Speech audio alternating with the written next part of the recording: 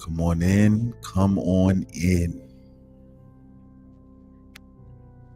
Tell a friend that we are live once again at the Church of Heathens.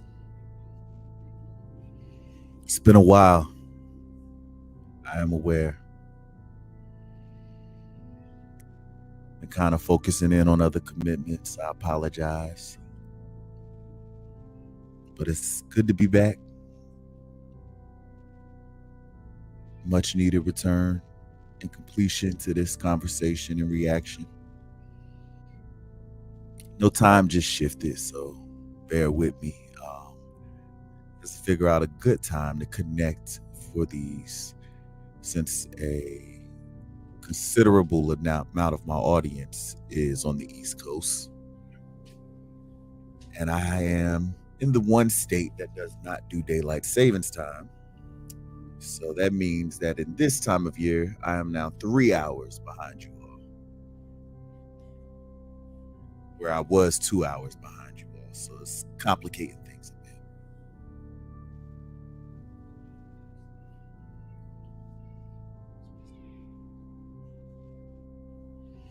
We got a nice panel joining us in this discussion tonight that shall include the very own Mother Heathen, aka Family Values.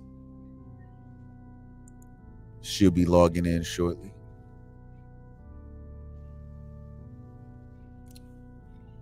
I want to do something a little different this time. Something that I don't typically do.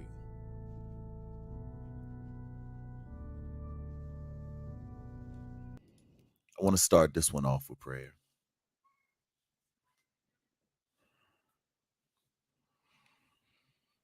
Bow your heads with me. Dear Heavenly Father, we thank you for this journey. We thank you for this platform. We thank you for this discussion. We thank you for the World Wide Web. We thank you for every soul attached to this broadcast on the other end. We thank you for your Holy Spirit that we know leads and calls each one of us to be drawn to you. We thank you that we don't have to do this alone. We thank you that we don't have to walk alone. For you sent your only Son to die on our behalf so that we can be reconciled to you, that we may walk with you, not in the way of old, but in the way of the new covenant, with you living on the inside, breathing life into our day-to-day activities, feeding us wisdom for each and every task. We feel your presence right now as we speak, already taking over this broadcast. We know you have miraculous things planned tonight. We know you have miraculous things planned in store. We thank you that it is your will to give us a future and a hope.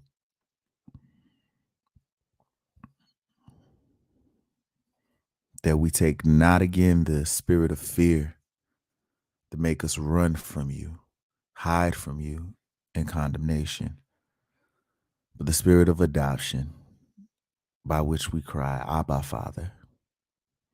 All of us who are not worthy or grateful, who were not born into your royalty, died with Christ and were born again. We thank you for this excellent plan to save humanity. We thank you for this marvelous kingdom that exists in the spirit, that the eyes of man cannot see or comprehend,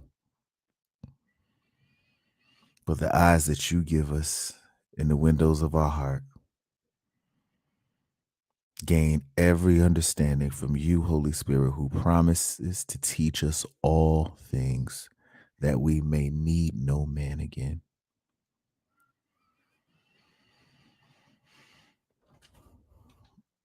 I just thank you for what you're going to do today. I thank you for what you already have begun to do today. I thank you for your truth that flows within us.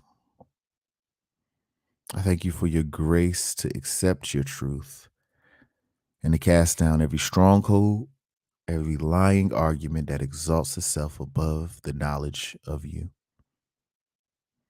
For we can't deny your spirit. We can't deny your touch. We cannot deny knowing that we are one with you, our Heavenly Father. I just pray as people come into this broadcast, you will prepare their hearts for whatever it is you want to say, present, or do on this evening. And that you will lead us through this show from here forward in such a manner. In Jesus' marvelous name, I humbly pray. Amen. Yo, call me Driscoll, aka Jesus Peace. Spitting scriptures that's in red, making Jesus speak. If you get that through your head, what your demons seek, it's the blood that these vampires need to drink, that bring the dead back to life, make it seem discreet. Man, these lives getting touched, I redeem the streets. Hit you deeper than that crack that these fiends can beat. It's the dawn of the dead, quarantine the streets. For the goons with AKs, ARs, strapped up like they made for war. I speak for those with no voices, while my words cut like a ninja sword. So much spirit up on each verse that you ain't gotta go to church just to hear the Lord. Make your soul rain at the inner core. It's the blood game that we living for. Make you hold your pain or you sin no more. What we out here trying to be bitter for? To reflect the pain from the inner war. That's the bigger war. Please give us, Lord. Let's party, get turned, and don't let haters stop your thunder. Tell your DJ that Driscoll got the club locked this summer. What's up?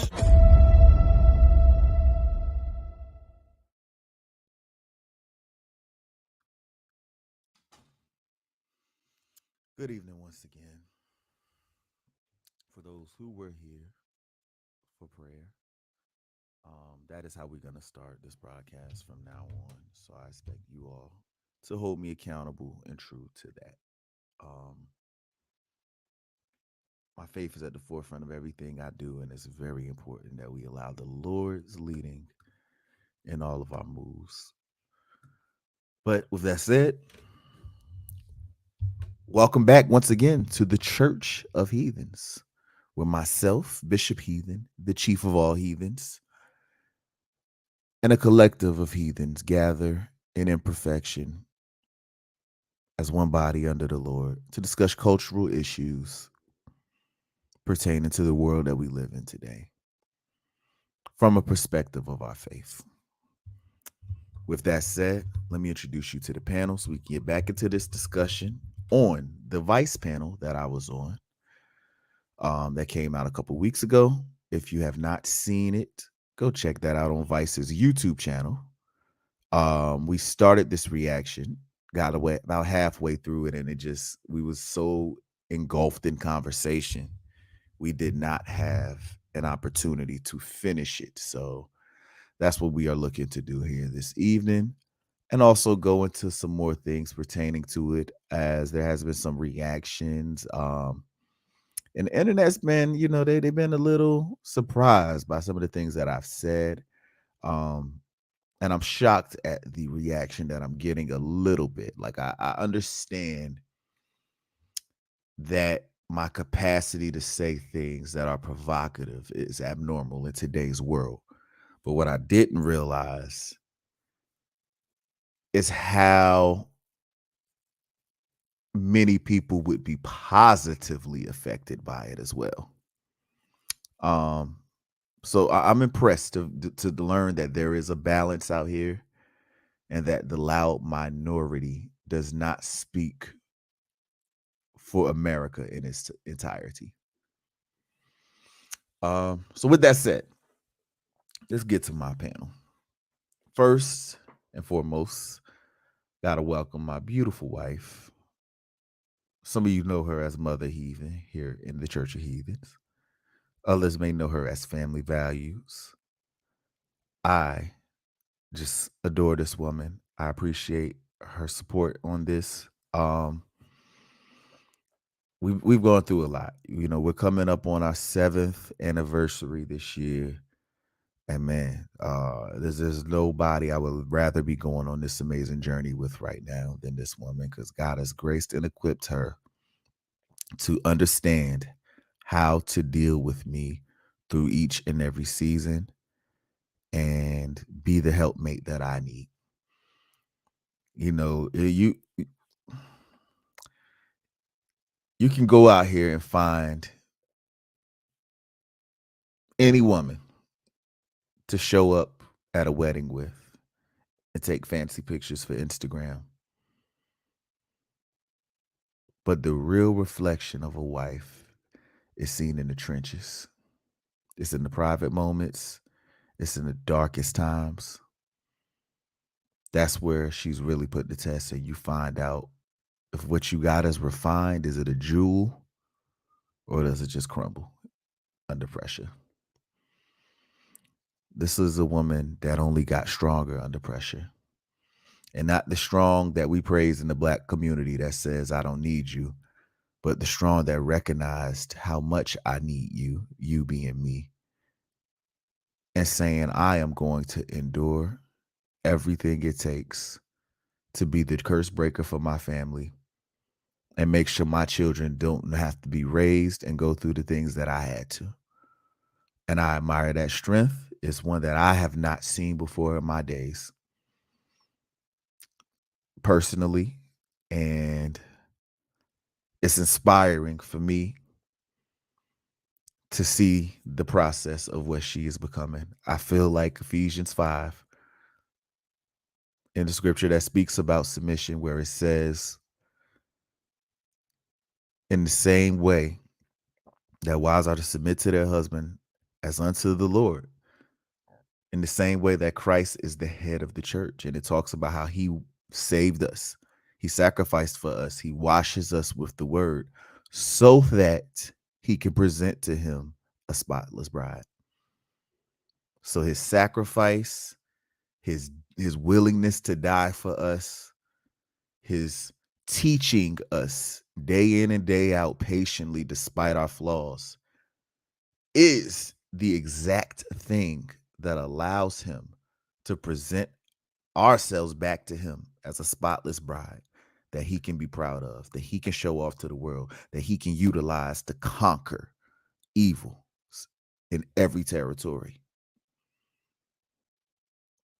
That sacrifice becomes worth it when he sees the result of what he has after. And that's what I'm about to introduce to you today, is the result of my sacrifice. Family values. Please unmute yourself and say hello to people.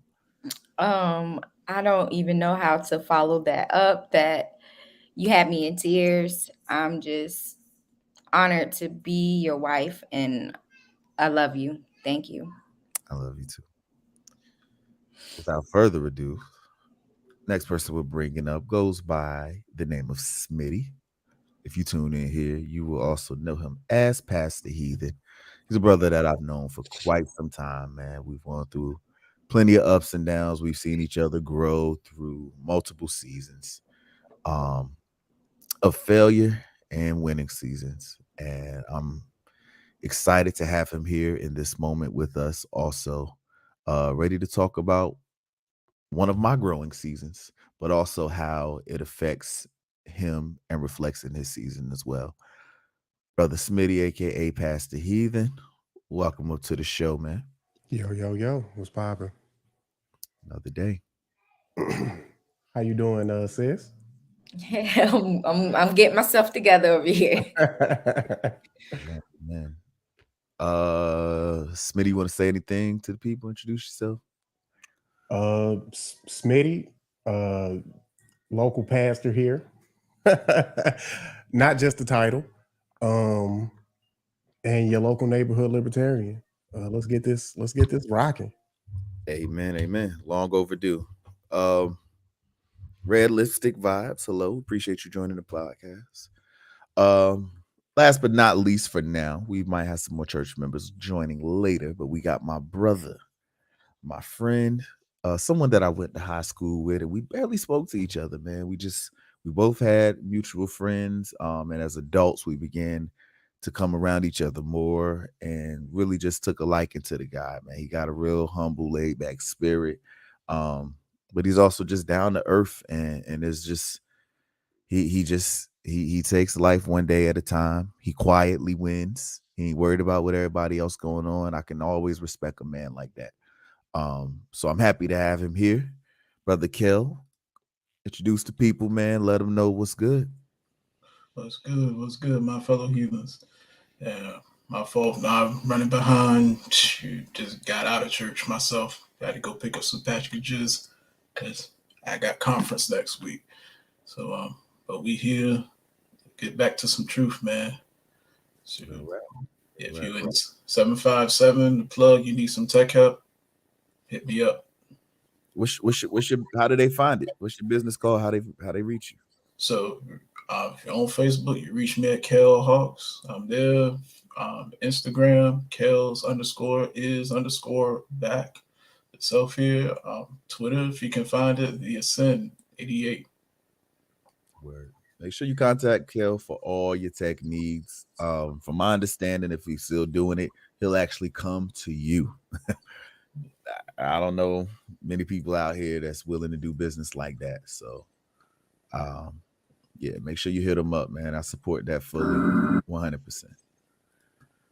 So we here, man. Everybody here by now has at least seen the Vice panel. We kind of touched on it a little bit earlier. I'm gonna quickly find the spot that we left off at, but briefly, man, if y'all could just briefly let the people know, what are your thoughts? On the panel in general. Yeah, and what we Well, covered so far. oh, okay. Well, in a full scope, I just think when you got on that stage, you really spoke for the people, for the heart of the nation. Just seeing the feedback from everyone, it really is reflecting like you said what everybody was thinking and but what has been afraid to say Wow. because of their jobs or being canceled or friends and family not wanting to deal with them no more, or being called a racist or homophobe or whatever kind of bigot, whatever other words that they use. Yeah. And I'm just seeing it has lit a fire in people. People are like, yes, it's okay to feel this way. And they are responding. And I know it's got to be inspiring people to speak up. Wow. So Red lipstick vibes. Sorry to end like that, but thank you for sharing that. Red lipstick vibes asked a quite important question. It kind of sidetracked me. May I ask what church denomination are represented, if any? The Church of Christ. Just that simple. Extreme grace. Go. Extreme grace. We don't believe in any kind of divisions. We believe that Christ is the center of our faith. He's the foundation. He is the truth. And all who accept and believe in him shall not perish but have everlasting life. And it's that simple. I don't care where you come from. I don't even care where you're at right now. I don't care what you did yesterday. That's why we call it the Church of Heathens. We want the worst of them to have a place to come and know they could be themselves. You don't even got to believe. Just come gather. It's that simple. And, who knows what it'll grow into. But I do understand that there's a lot of people out here that maybe due to past experiences or just due to whatever understandings or belief systems they choose today have determined they will never step foot into a church ever. And I can respect it because in a lot of ways, I felt that. I've been there. So as believers, I believe it's our job to bring the church to them. And it may not be able to look the same way that it does in the building. But we're not looking for anything. There's nothing that we're trying to offer other than the truth and fellowship and building meaningful relationships with people who may not have ever get to see the value of a church because the way it's done in organized religion. And that's genuinely just the heart of this. So with that said, Brother Kel, what was your thoughts, man? There's a revival that's about to happen. Okay. Well, actually, I'm wrong. It's happening. It's happening. Go It's there. happening. It's so, and the people that have been leading the charge on the other side, Your choice. they're trying to there's a lot of pushback on it itself here, but God already said I'm coming, and He can't stop it itself here. So that you speaking on that panel, it was so powerful here because you challenged a lot of people on their thoughts and justification itself here. So and they have to live with that because it's truth. You got to either going to accept it or reject it, but they know in their heart of hearts itself here. So that was my 2 cents on it. Word. You got any thoughts, Smitty, before we get back into it? Man, I don't think people realize the greatness that they had in that room that day, bro. They just saw you as the homeschool father of 8 kids, and that's just a simplification of who you are. Wow. That's the way to put it. Because I honestly, I could see that. I could see where even me, I didn't recognize what I had to offer. And that's just the grace of God, bro. You know, me and my sister that was sitting next to me, not my blood sister, but my sister in Christ, who was on the panel next to me, literally held hands and said a prayer 20 seconds before they aired that show. It was just like, you know, we gotta really get this to God right now. Because we looked around that room and we both just had no idea what was about to happen. And if you've seen that room, you understand why I say that. And especially me, you know, a little bit of my testimony. I'm a high school dropout. Why is vice producers reaching out to me to talk about education and I didn't finish high school? That's something only God can do, bro. You can't make that up.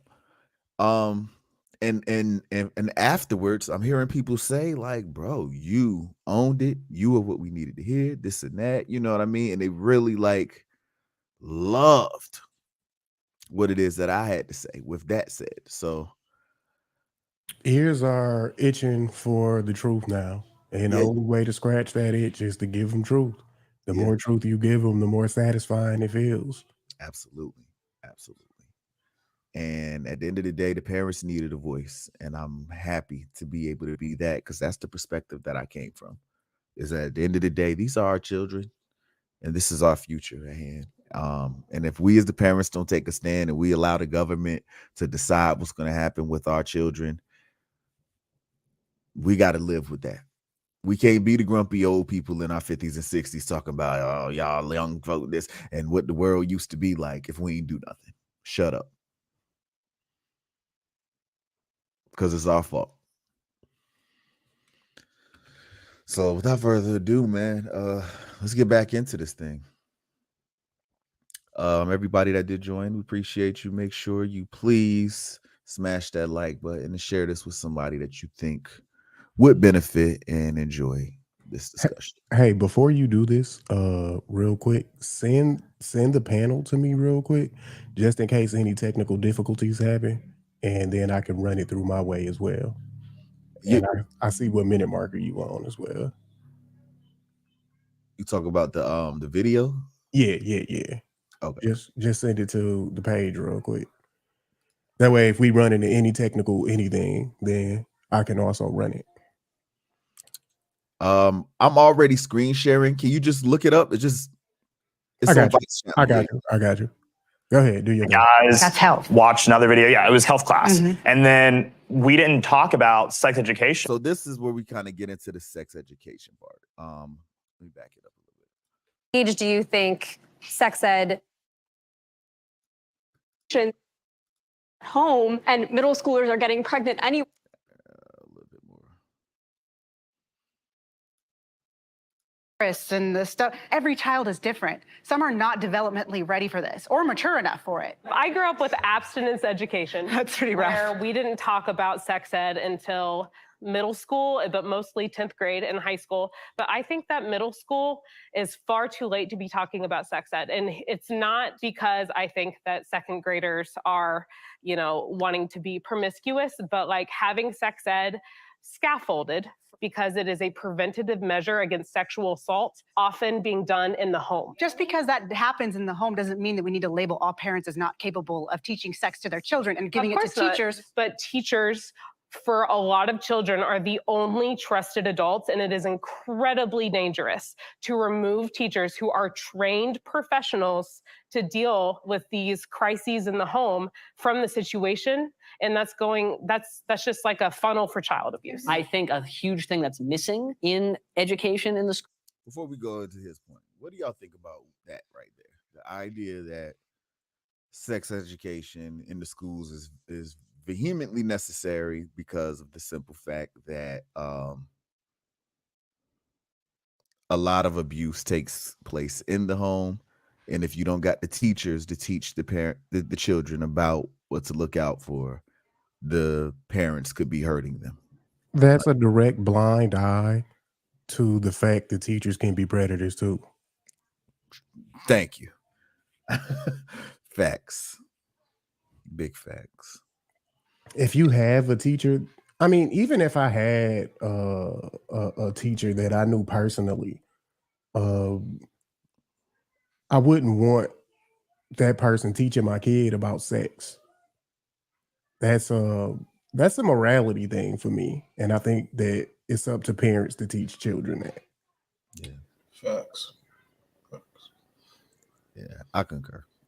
And I personally don't like.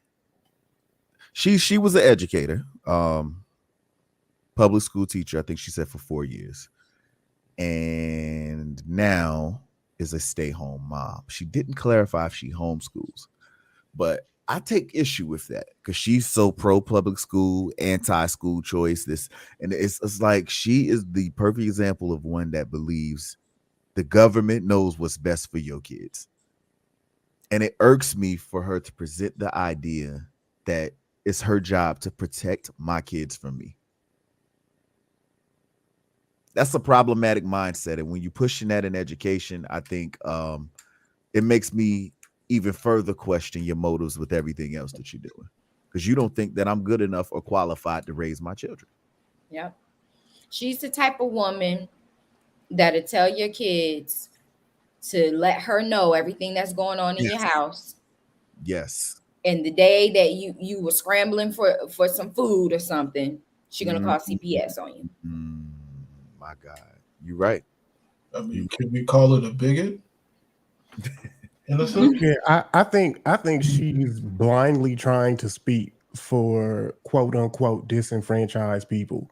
So she's putting an idea out there that she wouldn't necessarily even practice herself. True. That's one way to look at it. But I don't know, man. I get Karen vibes from her. I think she would. I mean, almost. You know what? I'm not even gonna say that because we got to watch the rest of this. Okay. When it comes to sex ed, is consent. Yeah. That's not being taught at all. To my understanding, I never learned it in schools.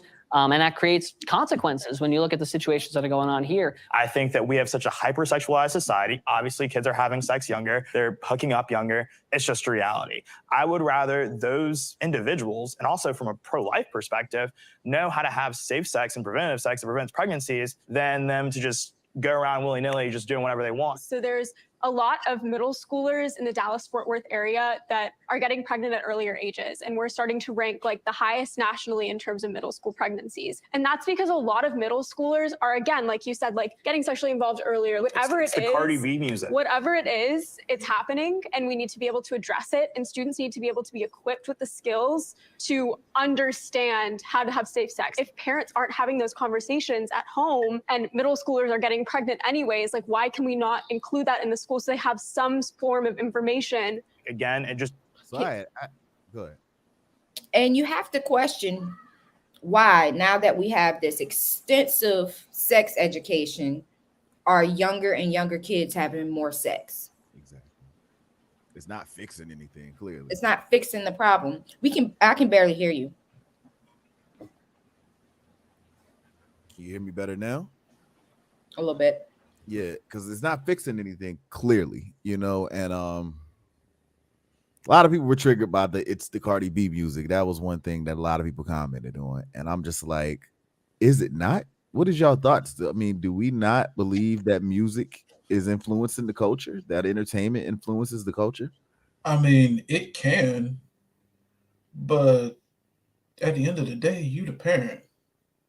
Yeah, You control how much of that influence. true. I mean, Well, that's not. teen pregnancy happened before Cardi B existed. Exactly. So I mean, you We had can my neck, my back then. I mean, it's still you missing the point. Yeah. Cardi B is just the current version, but we had Trina and Lil Kim then. It was no different. Yeah, but the sexual promiscuity, like historically, goes back a little bit further than that. Yeah. Like, people being promiscuous didn't necessarily happen until birth control was created. When was that? When that happened, I don't remember the exact year. But when that became mainstream, the one thing that women had to worry about was having unwanted pregnancies. That when that disappeared, then a lot of women became more sexually promiscuous. And more younger and younger girls are having more sex because of the music we are listening to as well. I think it all plays a factor because even abortion. I mean, girls are well, at least before Roe v. Wade overturned. I don't know how, depending on what state you're in, but girls are reckless. Like, I've heard of people who work in these clinics that are like, they would see the same girl months after months coming back 3 and 4 times, and it's just like, F it, the caution in regard to who you have sex with does not have to exist in a culture like that. Mm-hmm. Where there's so many ways to get out of the responsibility that comes with it. Go ahead, Kel. No, I mean, would it be right to say that would be like some sort of trauma that's attached to that they keep just going back itself here instead of just learning itself? No, you're accurate. That's accurate, though. I mean, even the first abortion, the level of trauma that causes a young lady is paramount, and that's not talked about enough. And a lot never get counseling; they bury it, and they'll end up getting into drugs, alcoholism, more promiscuity. Trying to deal with this reality that I just barbarically murdered my offspring. It makes things that used to be wrong for them not so wrong anymore. Exactly. And I can relate. I've had those seasons where I'm just like, I'm already I'm a F up anyway. People already see me like this. What difference does it make? Yeah. You can get into your own way psychologically very easily. And that's the power of grace right there. If you don't understand that, especially if you're coming from a religious background, man, people will drive deeper into hell just off of one mistake. Because you'll swear God hates you and run from him as much as you can until you just find yourself doing everything bad and negative that does not help your life no more, because you don't want to just turn around and say, I messed up. Mm-hmm. Let me fix things. You want to justify it. Right. You want to be able to take the power back. Back to the fact that so many of this issue is just not black and white. It really is 50 shades of gray, because like there is just no one size fits all approach to the way we educate our children. What age do you think sex ed should be taught in schools? Like, starting at what age? Probably at some point during secondary school, because if we're talking about it scientifically, kids need to understand that science is a body of knowledge that we're building together. This is what we currently understand about human anatomy. As far as like actually getting into intercourse and the details of all of that, in my experience, I usually at least start giving that understanding around 7, 8 years old. So they edited the hell out of me there. And I'm really, more I watch this, I realized Vice tried to make me into a villain. But what I actually said was, in regards to sex ed, because that's what the conversation was, and everybody was answering in that regard. I said that it should preferably be taught at home. But if it's going to be done in a school setting, parents ought to have full visual of the curriculum and have the right to opt in or opt out, depending on signature. And then I went on to say, but if I'm teaching it at home in my way that I know is appropriate for my age, my child, I will start giving them those understandings at 7, 8 years old. And the reason for that they cut out as well is because I want them to fully know what's happening. I don't want my child to be at Uncle Jim's house and Uncle Jim say, sit on my house, let's play a game called Pony. And you think that this is a plaything because your dad never taught you what sexual intercourse was. Because I was terrified. I read an article. It was from grapists and child assaulters. And they said what they look for in picking their targets is people with revealing clothing. So the feminists can go off, but take that up with the people who are actually in jail for assaulting you, because they're the ones that say that. So you can, all the slut shaming and all that, there's truth to that. It does matter, because they literally look for it. And then the second thing they said is they want someone who looks like they will be too ashamed or afraid to make a scene. So if you're the quiet, the timid, curl up in the corner and hurry up and get it over with because I don't like that it's happening, perfect. That's who they want. The third thing was they want a child that does not have a father in a home. Because if there's no dad there, they know the odds of repercussions are lower, and mom is probably not going to even have enough time. So if I can be that good guy in the community that helps take that kid off your hands, I can do what I want with them. And that's that, especially if I become mom's boyfriend. They like to date women with kids too, So that's why, they said that's what they would do. They would treat it like a game and find code language and different things where the child don't feel like I'm doing anything bad. This is actually fun. This is good stuff. This is me playing with you.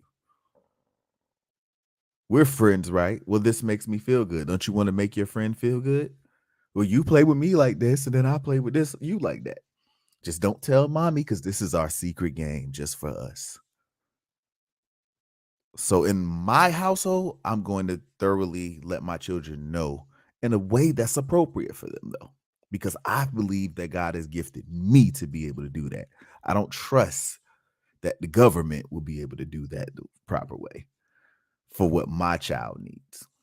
So that was what I further explained, and they kind of cut out on me.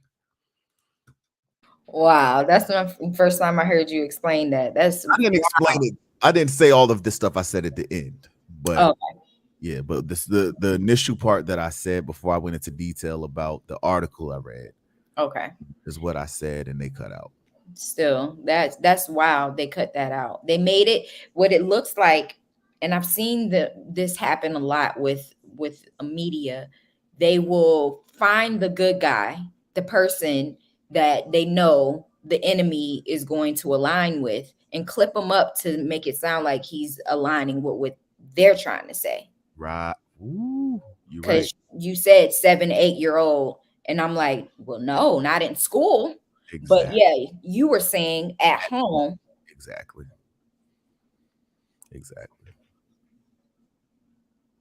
So they knew what they were doing. Yeah. My bad, Kel. What was that? I was saying it sounds like an agenda is trying to be pushed. Oh, no question. Vice is very liberal, bro. And right after they dropped this panel, man, I should pull it up. I'm gonna pull it up later. Right afterwards, they dropped where is it? What if it was on the side? That would be dope. They had dropped a special on, matter of fact, I don't even want to guess. But go ahead, Jack. What did you say again, Kel? Saying that it sounds like an agenda is trying to be pushed by Vice, the way that the editing has been done here. Because, like Phil said on the last one, they talked for about 3 or 4 hours. Yes. And with that point, it explained here, you just cut to the part where he said about 7 to 8 years old. You missed the whole gist of why he said 7 to 8 years old. Yes. So now people, go ahead. So let's pause there. There's an agenda. And Phil said, these are liberals. But let's really think about it without the confusion of politics. What is trying to be pushed here? They're trying. Sexualizing children. And that's what you're on it. You're on it because check it. What was the big thing that I said on here that got everybody going off about it? Do you know, Kill? I vaguely remember. You can choose to be gay. You choose your sexuality. You choose who you're attracted to. And then I went into talking about the trans situations and this and that, right? So check it. Everybody in the comments is either like, that dude's this, or a lot of them are like, thank you for saying this. And people have been reaching out to me and everything. Now check it. After this video, Vice dropped 2 videos, and then they dropped this one. Transphobic influencers are driving a violent groomer conspiracy.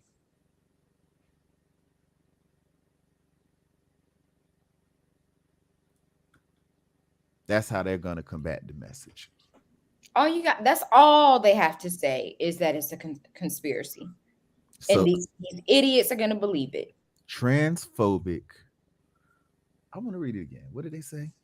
Transphobic influencers are driving a violent groomer conspiracy. So with the parent out here holding a leave the kids alone poster, and they are trying to push the narrative that it's a conspiracy.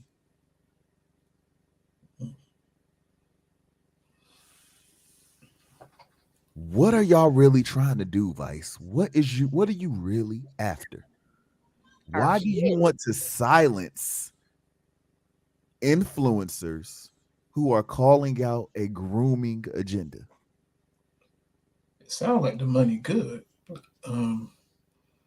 Because you pushing these blocks forward, you're getting people, because people go into rabbit holes when you're on the internet like this. And what you want to find, you're going to find it.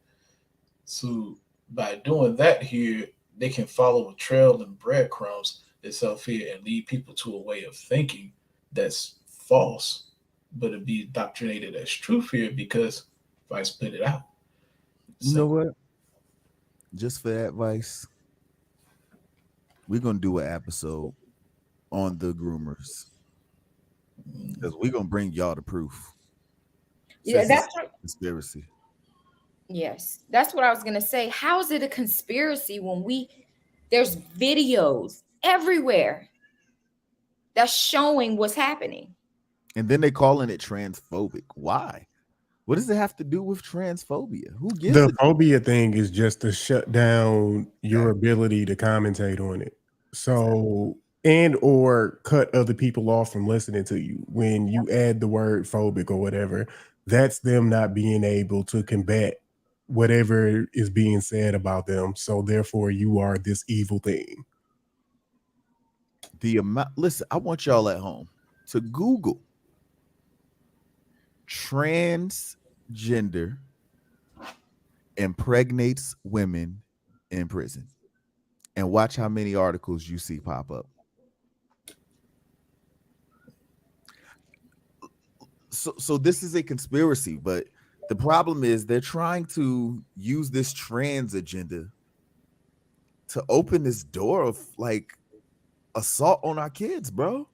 And they call it, they're acting like we got an issue with, we didn't care about trans when they lived their life. And it had nothing to do with I care about you going in the bathroom with my little daughter. Talk. I don't care what you're doing at home. We don't care.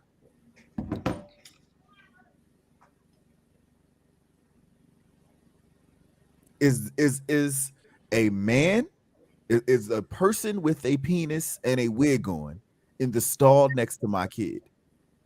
That's not transphobia. That's protection.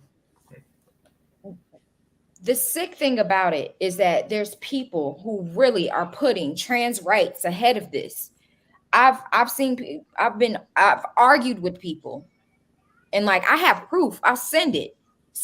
Oh, well, straight people do it too.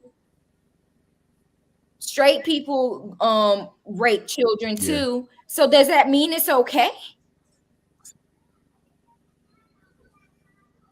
Yeah, you don't match evil with evil, y'all. Let's get back to this.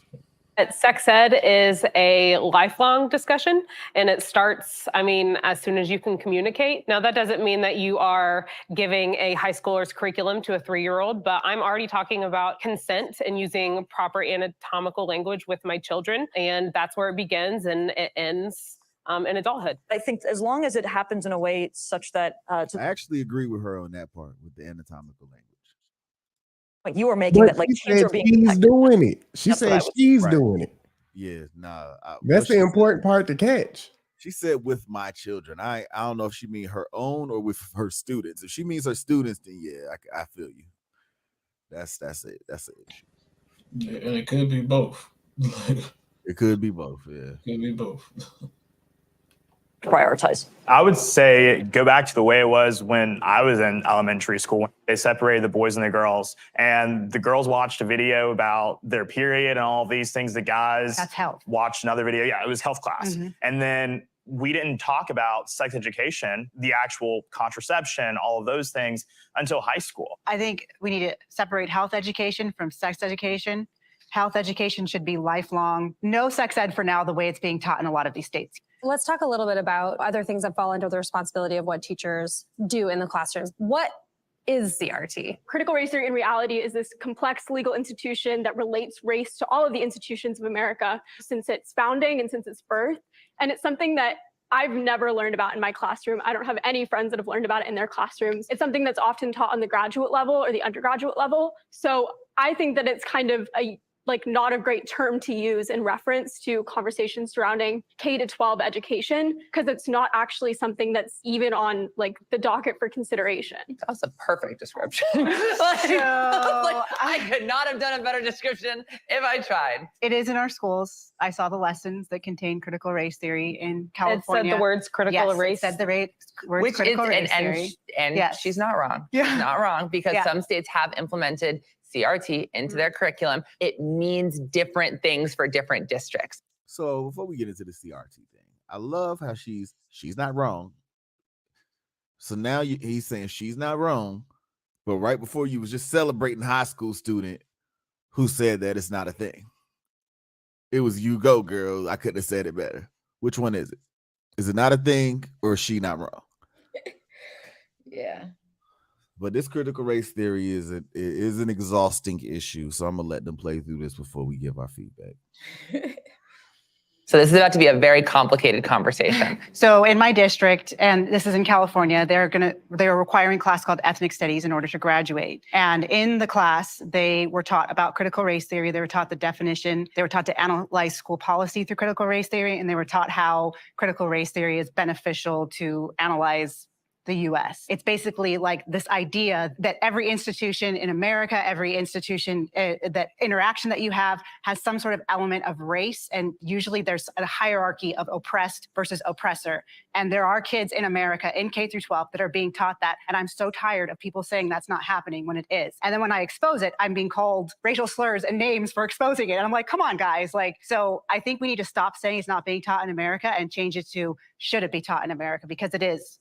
There are are teachers that are teaching this. So there's a recent bill that was passed in Texas called Senate Bill 3, and it completely revamped Texas's curriculum standards and basically eliminated all requirements for teaching of history education in Texas that relate to diverse perspectives. So teachers can go through the entirety of K through 12 education without ever talking about slavery as an institution, even though it's thoroughly ingrained into just the history, just the basic facts of America's history. My understanding, I don't see the banning of slavery being taught. It's not the banning. Yeah. The issue is that it's no longer. I know that bill.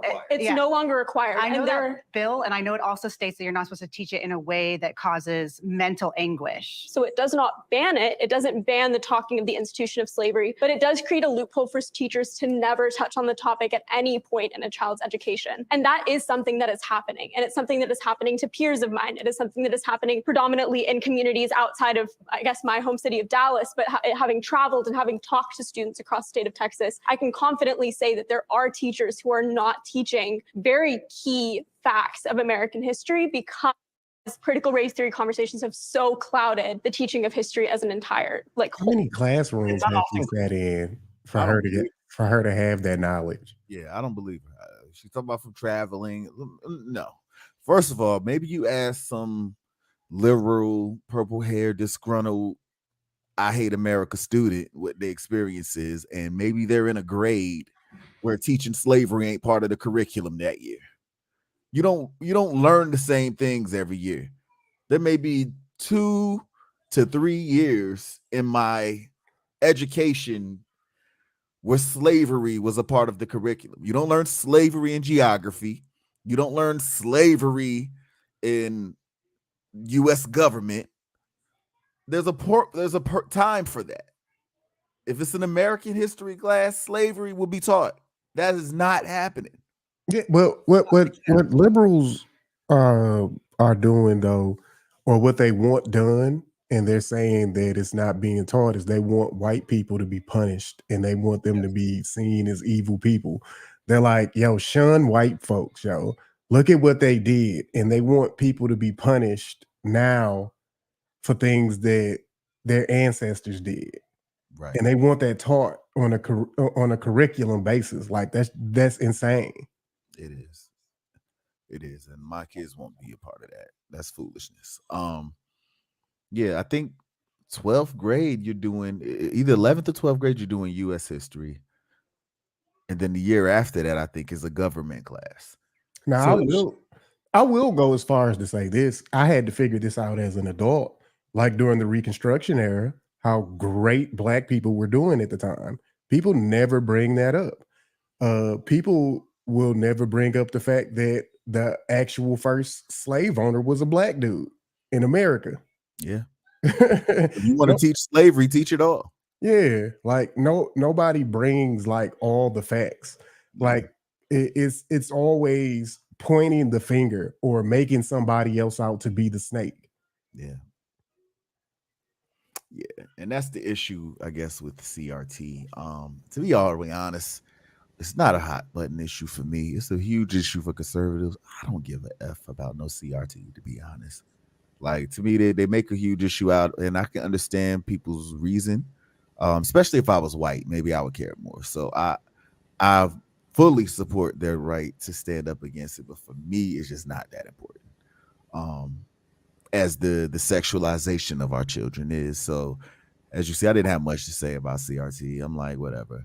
But I do think that it's American history obviously includes Black history. Not only do you got to talk about slavery, like you said, we got to talk about the positive and amazing things that Black people did in America, and stop acting like our only history is being beat down, whipped, and tired. We have more than slavery and Jim Crow in our history. And like you said, most of us don't learn this until our adult years and our independent studies, and that's a problem.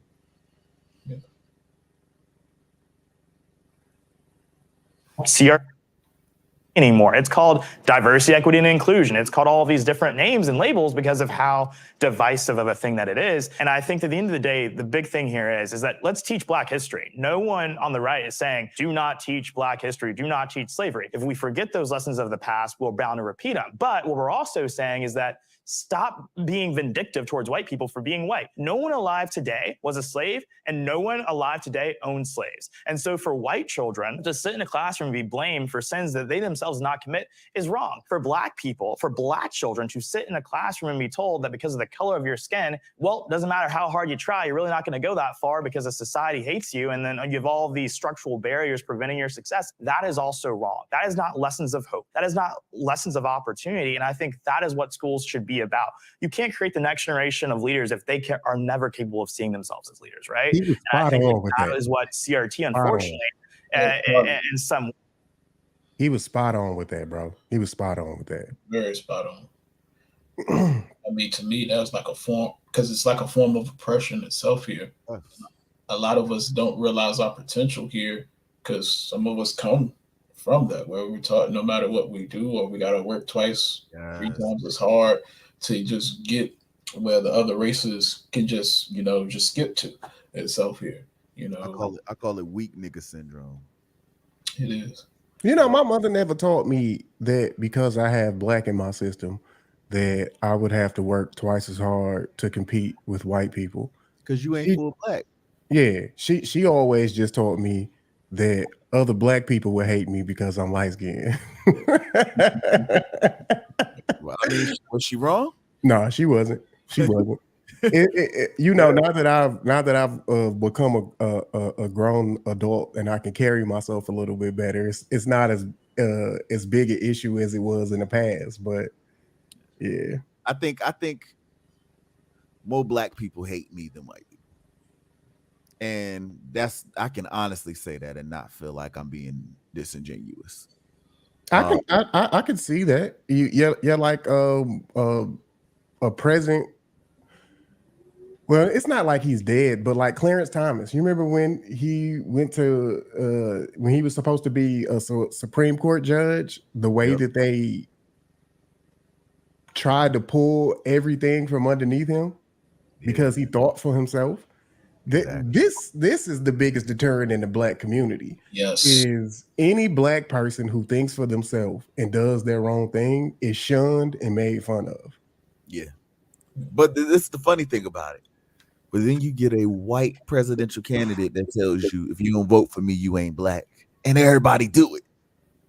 Man, these is soft, bro. That's why I don't care. All these goofies out here that hate me, cool, because you weak. Like, it don't mean nothing, because that should have been your moment to be like, if you really hate America and you feel like, yo, the system against us and these white folks don't care, but why the hell you let that man stand there and say that and still circle his name? That's some coward chump crap, bro. Because they won't go vote for Trump again. And that's the mentality. Exactly. But those same soft punks want to have all the stuff to say about somebody like me. And y'all are the ones that's perpetrating this idea that white people are against you. And you did exactly what he said, do, like a good pony. Cake, bro. The ability for people to gain facts it's available. Like, if you want to see both sides of the story, kind of like how we have both sides of the story. If you want both sides of the story, you can get it. But people's attention spans are like this short. And as soon as somebody hears something, as long as the crowd goes with it, everybody else tends to go with it. And that's the Black community, bro. We go with the crowd. We go like sheep and call ourselves woke. Yeah. I mean, there's an old folk tale. You don't want somebody to know something? Put it in a book. Yeah. So now it's on the internet. People got access to it, but they looking at stuff that's geared for entertainment instead of that's what's going to feed their actual brain and their knowledge itself. you know, and to get a person to get out of that mode, it's only through the graces of God that it's going to happen, pretty much. Well, liberal agendas are usually predicated on them fighting a dragon for you. They always create a dragon, and the dragon that they create is also the dragon that they defeat. Facts, bro.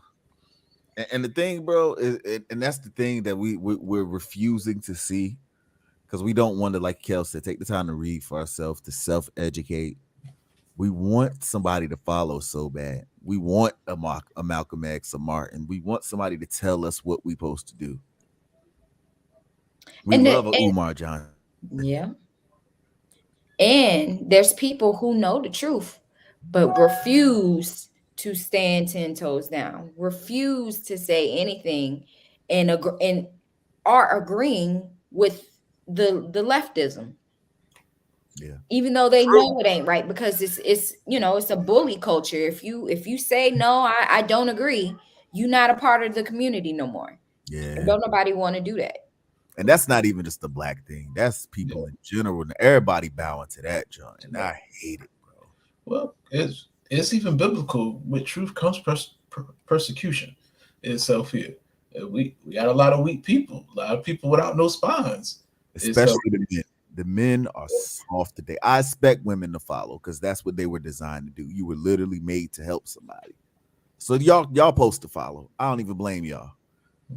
But at the end of the day, if black men especially want so weak and cowardly and how we lead and go about things, I genuinely believe that black women would be voting with us. But the problem is, we don't even take control of our own thoughts. We don't even know what we want or what's best for our communities. Yeah, I feel as though our generation kind of goes off of what our mother and father taught us.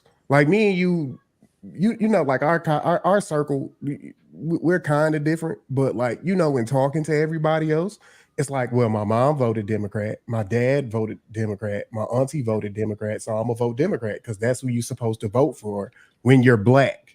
And it's like, what? And for a long time, I'm not gonna lie, like I believe that. Yeah, I mean, bro, my first time voting happened to be in Michigan, the Obama year. You remember? Oh, no, I wasn't in Michigan then, but I had just moved away. We was talking about that Obama run, and I'm like, bro, I'm voting for McCain. I remember you nigga, what? You ain't gonna vote for the first black president? Yeah. I'm like, no, I am not. Why? Just because he black?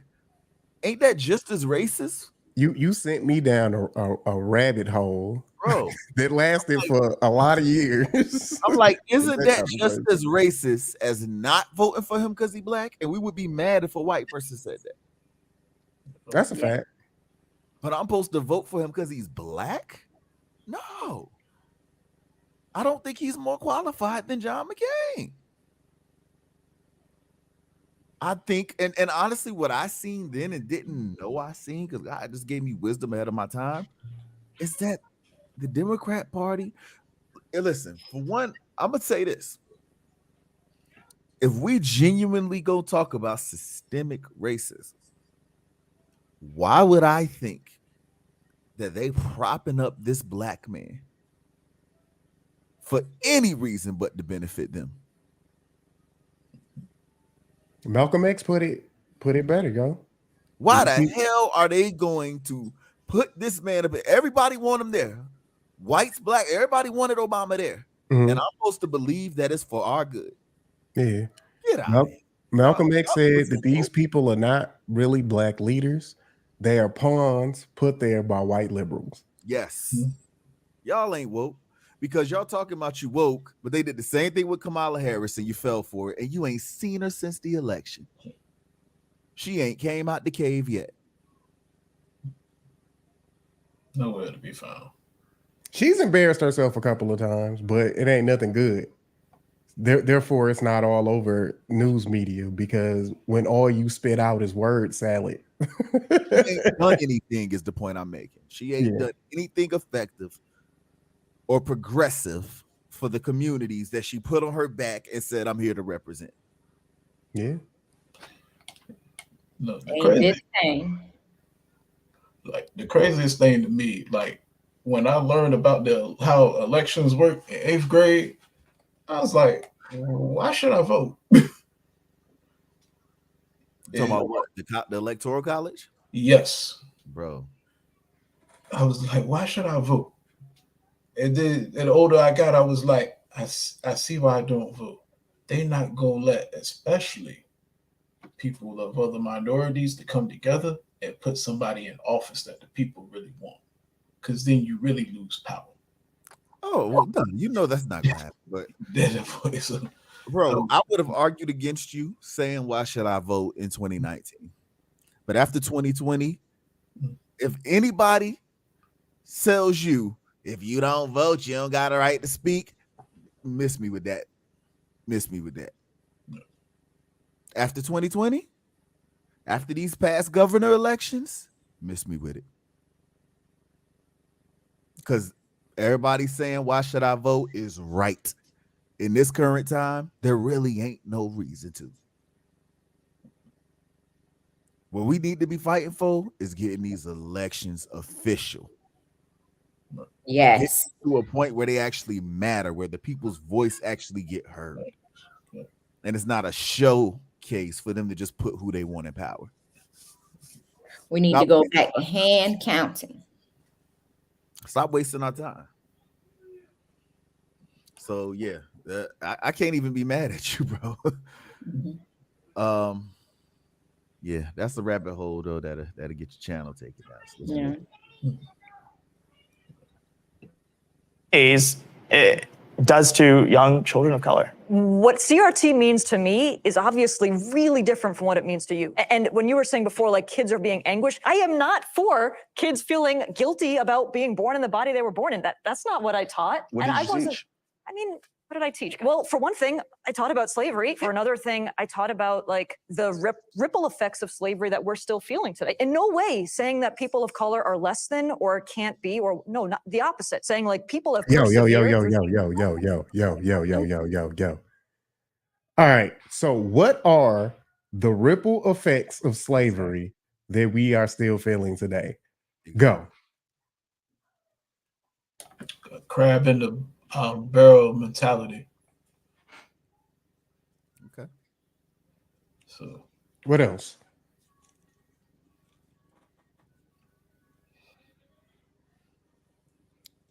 That's like it. Everything that we're gonna name is things that are a result of us not psychologically healing and passing that down to our kids, and not actually what anybody else is doing to us. But don't you find it crazy that during all these times of strife, our people still found ways to be married and raise families? Even during Jim Crow and black codes and things of that nature, they still found a way to be married and sustain households and raise families as a nuclear family. Isn't that crazy that we could do that in oppressed times?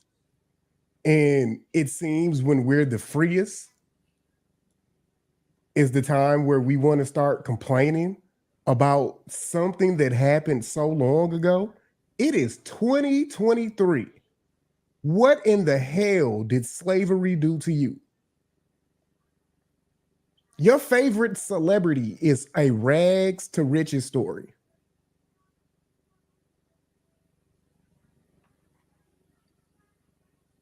What ripple effects are you feeling besides the fact that you didn't go get a skill? They couldn't get a skill because they were black. The school don't let black people in who are slave descendants. You have to show somebody's certificate of birth in Africa. See, this is something that I got to start doing on my channel, bro, is start highlighting people who are excellent in regular careers. I want to get brothers, interview Kel, interview somebody who does coding, Interview somebody who's a doggone nurse. Anybody. Like, you could be excellent in a field. You don't have to be an entertainer in order to be excellent. Excellence comes in all forms. You gave your wife high praise for being an excellent wife. There's excellence in all things. Well, not in all things, but in things that you gain skill in. Well, I'm gonna push back on you, Smitty, because let's do it. What has happened, and what people, for one, people don't think for themselves. So when you don't think for yourselves, you follow the crowd, and the crowd has been pushed the narrative of what can be done. What is it? I don't know the percentages of it, but most of our Black people, they're watching these celebrities and things like that push all this toxic nonsense to them and keeping them in a box itself here. So it's making them think the only way I'm getting out of here for men, I got to play a sport itself here. Or if somebody that grew up in the projects itself, I got to push weight. That's the only way they're going to make it. Nobody's talked to them about how to keep their grades. Nobody's challenged them that they don't have to be stupid itself here. They haven't been challenged to think for themselves and to break out and just say, I'm going to do good in my studies itself here. You might not be athletic. You ain't tough enough for the streets. But you can get a trade. Nobody has steered them. We don't have these mentors in place. And where do they have to go to get to these mentors at this time here? That's a solution that we need to come up with right now. So with the mentality itself, they're going to always be in the bucket because, for one, they can't think for themselves, and two, there's nobody around to help them get out of it. Sometimes you need help getting out of it, but first you got to want to get out of it. Especially considering a large portion of our community don't got no father in the home to steer. Right. But, the only place they see a man they respect and look up to is on TV.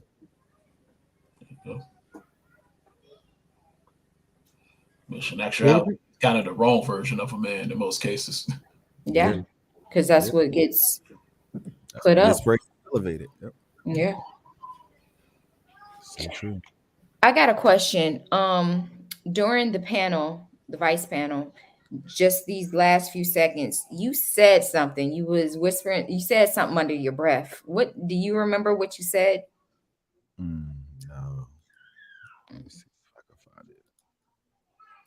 If they are never capable of seeing themselves as leaders, right? And I think like that is what CRT, unfortunately, in some ways, it does to young children of color. What CRT means to me is obviously really different from what it means to you. And when you were saying before, like kids are being anguished, I am not for kids feeling guilty about being born in the body they were born in. That's not what I taught. What and did I you wasn't. teach? I mean, what did I teach? Well, for one thing, Are you talking about that? Yeah. No, you're gonna look at yourself. Press taught play. about slavery. For another thing, I taught about like the ripple effects of slavery that we're still feeling today. In no way saying that people of color are less than or can't be or no, not. Did you see that? Yeah, I don't know. Oh, okay. It sounded like you said something and then you said CRT at the end of it. If I could read your lips. That CRT. That's probably what you said. Oh, that's what I said. I said that's CRT. Yeah. Saying like people have persevered through things that I myself as a white person will never understand. To really make this micro, the way I see it, that's pretty funny. So they lowered my mic right there. Because this is post-production. None of us were this loud. This is them elevating, amplifying our sound in the editing phase. So they intentionally left that out of there. There is no reason that kids of a certain age, right, because it's different teaching to a 6-year-old and teaching to a 17-year-old or in college, shouldn't learn about the history of slavery, the history of redlining, the history of Italians being lynched in this country, et cetera, looking at the facts and looking at some of the horrible things that have happened so we can learn from it. That is a totally different conversation than when you've got instances like in Cupertino, California, where you have 7 and 8-year-olds who are being sat down and said, okay, time to do a privilege exercise. That's what happened in Let's write out, where you are on the power prism. because that can create situations where students have warped views of themselves, especially if they're young. And I don't think it's appropriate because of the emotional impact it can have on folks. If people are actually being sat down, being like, Can if I- you're can I white, say something real quick? that is not okay. That is not. So he brought up something that, you know, like he brought up like Italians being lynched and things of that nature, Kel. The effects of slavery rippled through many people. It affected the Irish, it affected the Asians, it affected more so than just dark-skinned black people. And it really affected Jews. not you know, not BSing around. And they grew up in America in the slums, and then they found a way out. I think that there are still possible Jewish people who are possibly poor or living in poverty or things of that nature, but the ones who get highlighted are the ones who made it out. Now, unfortunate for us, the ones who made it out who get highlighted are usually just entertainers, like basketball players, people in the music industry, and things of that nature. And I think a lot of people in the industry have minds of their own. I think a lot of them push like stupid agendas and things of that nature, but I think people do have minds of their own. And I think those people reach a form of success and get away from things because they think differently than people. I don't understand that, but that's an opinion. That's cool. What you like what part did you not understand? If you think they have a mind of their own, but they push the opposite, I don't see where that's having a mind of your own. What you mean? Like I'll go as far as to do this. Like in an Asian family, success is pushed. In a black family, independence is pushed. Like we just talked about this like yesterday. Like, don't ever ask anybody for anything. It's kind of like some things that my mom taught me growing up, to where in a Jewish home that was never taught. They were taught to share and do things amongst one another. And biblically, that's what we're supposed to do. We're supposed to share amongst one another, because what happened in Acts? I'm not getting the connection to the point.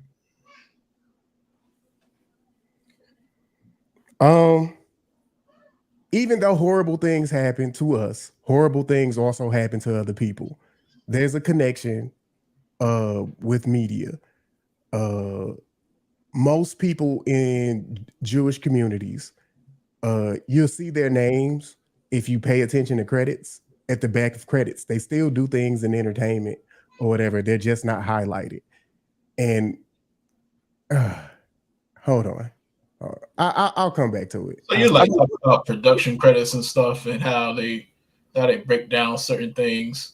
You know, those people that work behind the scenes here that they're not responsible for the entire production itself here, but okay, specialized part in it. Okay. When you said there are people in entertainment who think for themselves but don't see, you were talking about the people that aren't seen. Yeah. I get you. And there's more of them than it is the ones who are actually seen anyway. So yeah, the ones who are actually pushing the agendas that we see. Right. Okay. What's up with the phone? Appreciate you coming by. Our culture.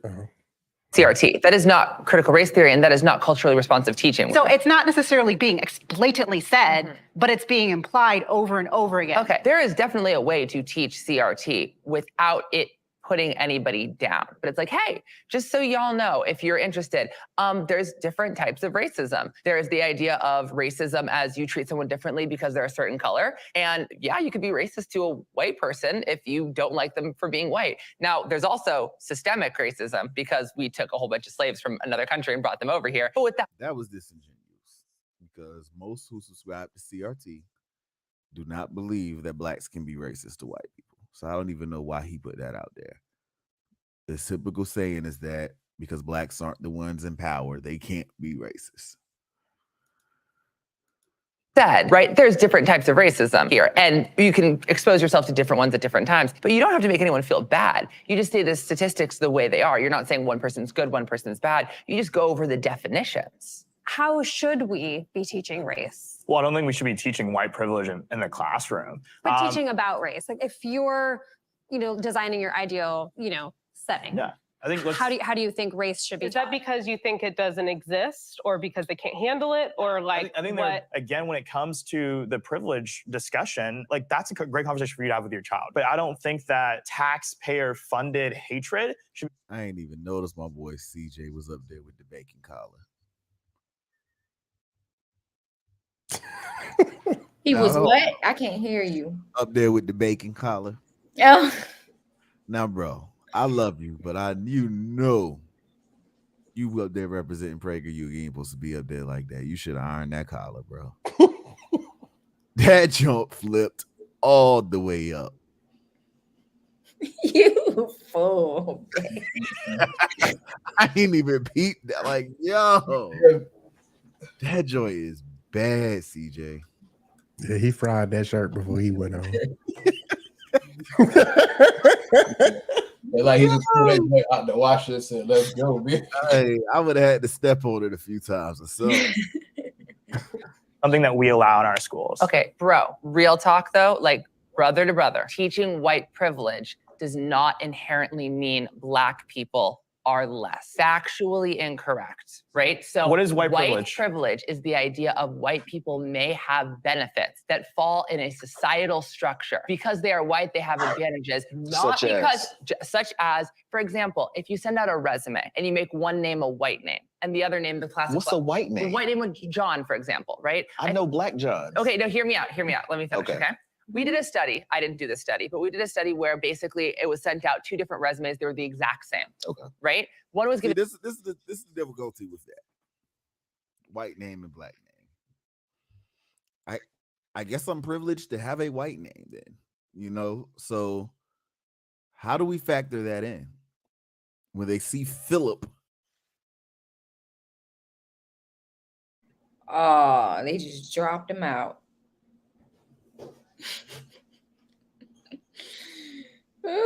Do y'all agree? Y'all agree that there's no such thing as a white name and a black name? No, I feel where he was going with it itself here, because I get it all the time when I go to interviews. Mm-hmm. They see my name, and then when I show up in the room, they are like surprisingly astonished that it's me. So I get it. Itself here. Well, the conflict with that is when you fill out an application, any application I've ever filled out, they ask your race on the application.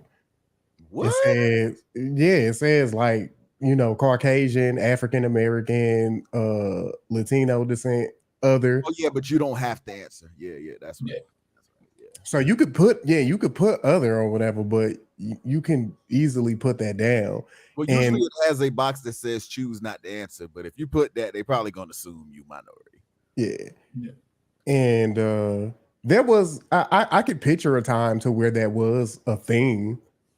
I think it was a thing at a time, but as of right now, I don't think that that's necessarily a thing because people are trying to check boxes. Right. And people are trying to diversify more than ever. The thing with that is I don't think I care. If somebody only wants white people to work at their place, maybe I'm wrong, but I don't think I care. I don't know if I like the idea that you gotta hire a certain amount of black people. Maybe for large corporations, cool, but you definitely as a small business owner, medium size, you shouldn't have to. Nobody's able to tell you how to run your business, because at the end of the day, we just put all that pressure on white folks, but Chinese people do it. You don't walk in there and see no Negroes. It be them and their family members in there. That's it. Mm-hmm.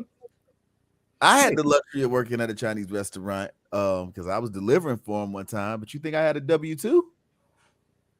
You think they claimed me as anything? No, they paid me cash money every day and said, "See you tomorrow." They treated me like an illegal immigrant. And I mean, I'm just being real, bro. Like we talk about the Jewish community, they do it. Yeah, I don't get it. You know, Malcolm X said. Hold on, one more thing. This is important. And the black community do it as much as we can. We love to claim black-owned business, buy black, only shop black-owned. Now, now let white people walk around with those slogans. They social media getting banned. Yeah. It's not reasonable. It doesn't make any logical sense considering we are a minority. How do we expect to be represented everywhere? We're not. Exactly. It's not going to happen. You're going to see places where there's majority white people because there's majority white people in this country. In America. Exactly. If you want to be the majority, move to Africa. And stop aborting your babies. Move to Jamaica. Move to Haiti. Have your babies. Don't criticize me for having 8 black people when you say you want more black people in the world. Be about the action. No, I mean, if you really want representation for yourself, then create for yourself. That's it at the end of it. Jeff Bezos don't owe you shit. Bill Gates don't owe you shit. Hey, when you walk in this house, you get black representation. But people just be talking. All it is excuses, man. Reasons why I can't win. Like, miss me with it. Ni hao, strong ballerina. That means hi, right? It does. Yes. Classic white name. The other was given the name Jamal. Okay. The white name got 2 times more callbacks. And right? I disagree with what you're saying. But the idea of white privilege, right? The idea that somebody that is white may have an advantage does not inherently mean you are teaching a black individual they cannot accomplish great things. That is completely separate. So we're talking about fake biological science and social science. We're not. Well, again, in regard to these. So also, that study, I would encourage you to go to Kylie Fontanilla's page and her reaction. She did a breakdown of that study. She actually read it in depth, and it was not actually the way it was just presented there. The white names did get more callbacks, but it was a very Hold on. Let me try to guess before you say it. Was it based on experience in previous job history? I don't fully remember what the breakdown was. That's why I said y'all got to go to her page. If I find it, I'll post a clip of it because I don't want to say and misrepresent it. But the white name did get more callbacks, but it was like a 1% difference. It was very small and not even worth mentioning. And there were other factors to it. But even then, I just don't care. I don't see why that matters. At the end of the day, don't name your child Jamal. There you go. If you want your kid to win in America, maybe you should name him what wins in America if you really believe in this. You know, but if not, otherwise, teach your kid how to win. Because I don't know. Maybe like I said, because I got a white name, then I haven't had this issue. Philip gets interviews. And guess what? Once I'm there, I'm blacker than all y'all. And America ain't mistreating me. I get almost every job I go out for. Amen. If I ain't working, it's because I ain't tried hard enough. I don't see it. Kel is damn sure a black name. I ain't never met a white Kel. Kel ain't having no problem getting work. So I don't know. In regards to these like audit studies about like what is a white name, it's not necessarily that the name itself is white. It's that the perceiver, the person that is reading the resumes, for some strange reason, feels like when they see a white name that they are on their team or that there are positive stereotypes associated with people being white. That's what we're talking about when we talk about white privilege, is that, okay, if Oprah goes into a store, people might not assume that she can afford the things in that store because she's a black woman. even though she is Oprah. But if someone was white and goes into the same store, some people, because of their own racial stereotypes, might believe that they can afford it. And so that's what we're talking about when we're talking about white privilege, just the sort of systemic benefits that you get from society. No, I want to add, what if it's the cultural reasons too? You know, what if I work at a country music store? Mhm.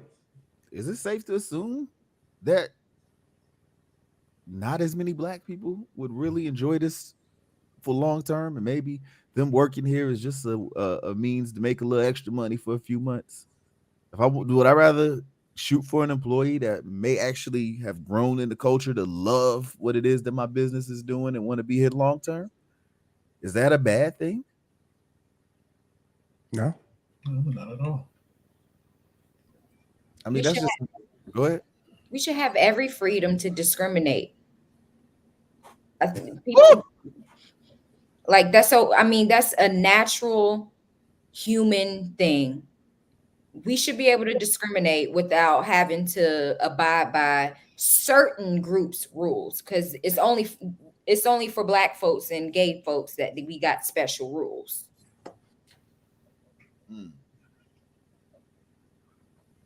That's deep. You know, the crazy thing about the discrimination that they talk about is the very discrimination that they create.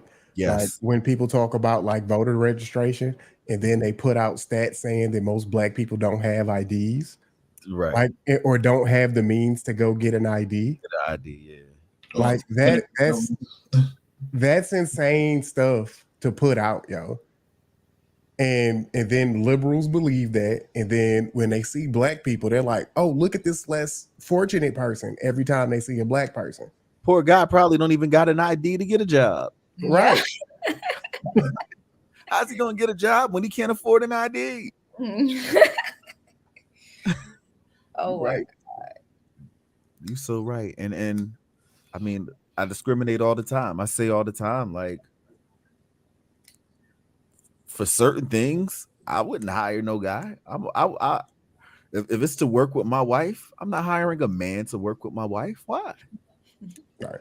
I learned that from Dame Dash. He does the same thing. He's like, if any grown man stares in my wife's eyes long enough, they're gonna fall in love. Why would I do that? Let a grown man have that level of interaction one-on-one with my wife when I can just hire females that can glean from her, that can learn from her, that can be inspired by her. People do it all the time. I mean, if I had a heavy lifting construction job, I'm gonna be very hesitant to give Heather a call back.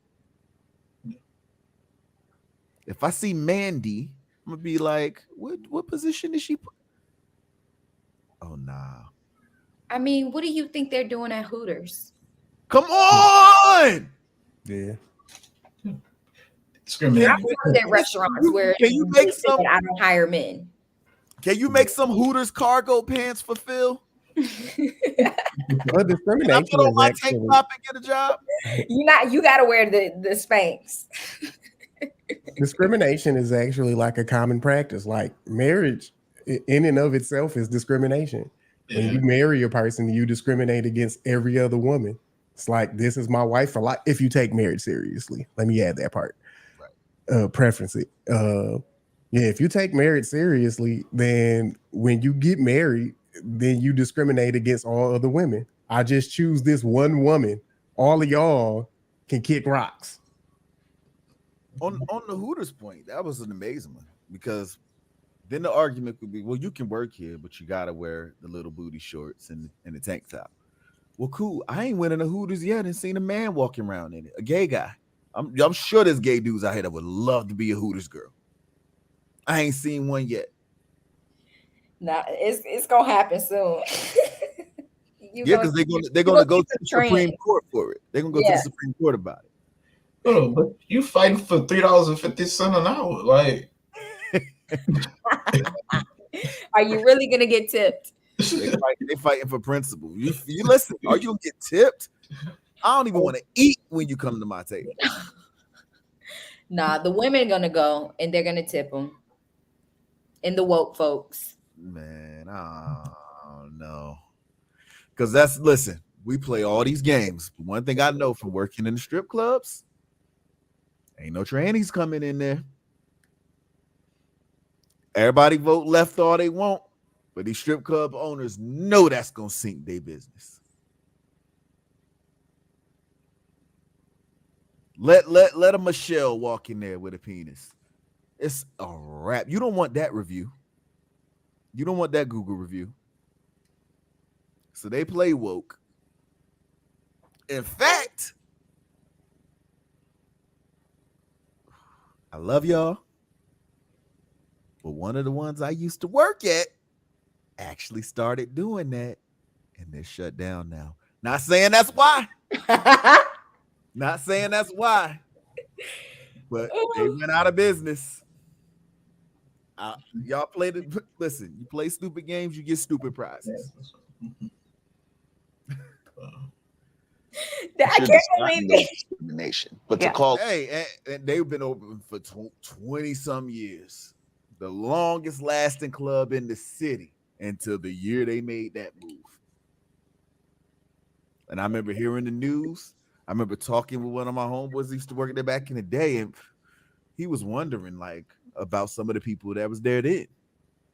Then when it started coming out, oh no, this is what they doing. Oh, okay. They must got a new job plan. Everybody in here must they must something going on. They trying to get to the backup plan because yeah. privilege when the reality is, let's say you take the white person who would be considered white trash, you would get the same result from them. So I don't think you can necessarily assume that that's because of race, and definitely can't call it systemic because of personal decision to be discriminatory. Should it be taught to our children? Right. And should it be, and should we be telling Black kids that you're going to get discriminated against because of the color of your skin, with loans, with redlining, blah, blah, blah? There is a way to teach culturally responsive teaching without being narrow-minded, but it's hard. But just because it's hard doesn't mean we shouldn't do it. Even if you talk about the systems in place that privilege different groups at different times in different spaces, I'm not saying that when you teach CRT, when you teach about the history of this country that has privileged certain groups and not privileged Black people, I think it's important to acknowledge that Black people have persevered throughout that. There's so much excellence. And I think that you do all kids a disservice when you say, okay, the history of Black people in this country or the history of women in this country is that they were oppressed the whole time and they weren't resisting. And then the Civil War happens, and the slaves are freed, and the Black people just stopped resisting, economic injustice until the Civil Rights Movement. That is not the case of history in this country. And so I feel like it's very important if you're teaching about, race in this country, it's about resistance. It's about resistance to the power structure that suggests that some people deserve to get more if they work hard than another group of people if they work the same level. And not just resistance, but resilience. I like what she said. It's about resilience. He said a bunch of nothing. All this, if I do the same amount of work as a white man, shut up. Because at the end of the day, bro, it's Black people all over America getting into colleges over white people who outperform them because of affirmative action. Shut up. I know there are jobs out here that I probably got because I was a tax break. Because I had just got out of the military. I was a Black veteran. They was cutting it on all corners. Cool, we gonna make the demographic quota, and he's a veteran. We gonna get a tax break. Let's get him in.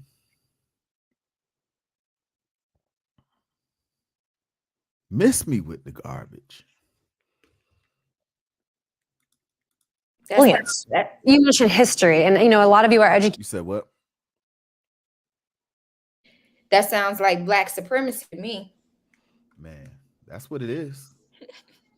That's what it is. The only issue is that we're just such a minority. But if we really got to the point where there were as many of us as there are white people, it would definitely become Black supremacy. And hell, they also help make sure that don't happen with the abortion situation. So I'm just curious, What do you think should or shouldn't be taught, when it comes to U.S. history in the K through 12 environment? So I think it's just this really unbalanced way that they're teaching it right now, especially the ones that are proponents of CRT, that's creating this narrative that it's all white people to blame when there was so many people involved in the transatlantic slave trade. The British were actually the ones that stopped it and used their own resources to stop the slave trading ships from continuing. They went to Africa to stop them. Hey, stop bringing them to the coast because we're not buying them anymore. And so this idea that I just feel bad for our children because they're not being taught it in a perspective that is holistic, basically. So that's lovely. The British were the ones who actually put an end to the slave trade. Strong ballerina. I didn't put my race on my college application. When I arrived, the Black Student Union didn't know I was there. Not everyone rides on their race. That is awesome, strong ballerina. And I definitely didn't say everyone rides on their race. I said that all over the country. There are people who do. But yeah, awesome. And that's how you do it. You work hard, you get what you deserve. And you're a perfect example of the fact that it can be done. So you just killed the CRT argument for us. You didn't put your race on there. You didn't use affirmative action. Just off of your merit alone, you got in there. Which means that every other Black person out here could do the same thing you did.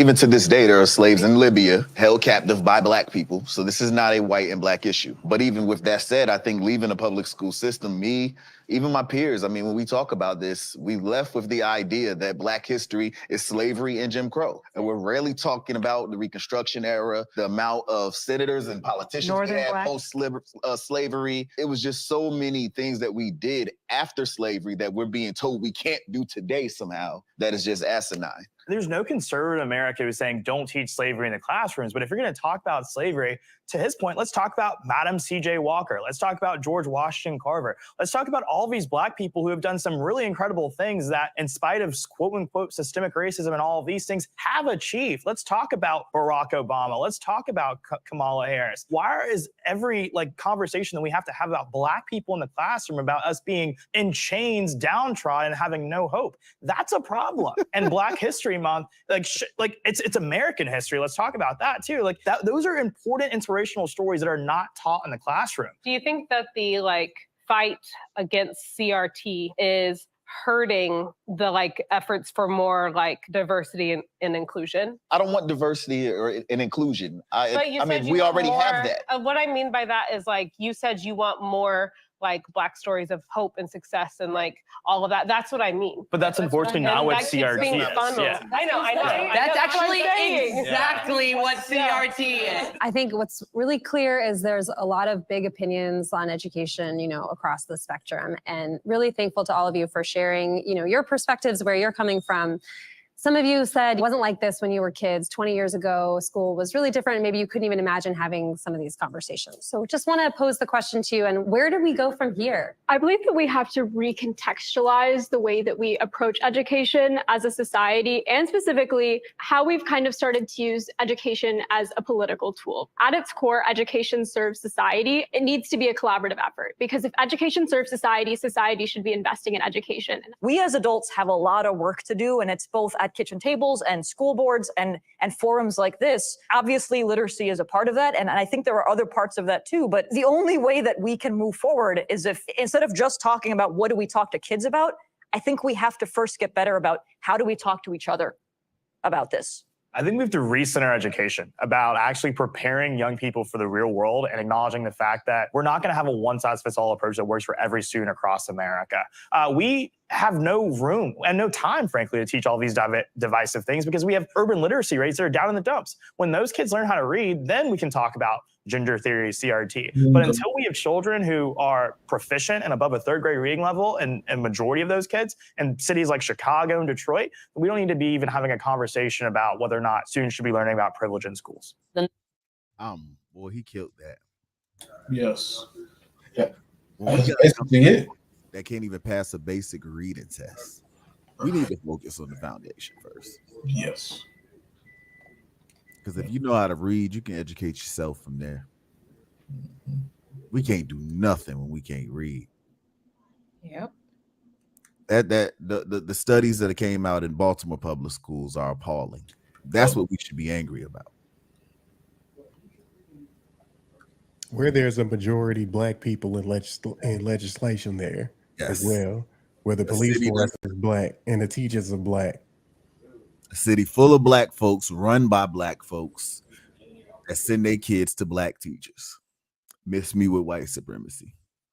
And those schools get hella money. The inner city schools and places like that get more money than a lot of these smaller schools in the more secluded places and are underperforming them. They just fill in their pockets. Yes. Strong corruption. Whole bunch of administrators, whole bunch of people with astronomical salaries to sit around and do nothing. Yeah, we spend more money per pupil in public education than any other country in the world. And we have some of the poorest educated people. Yeah.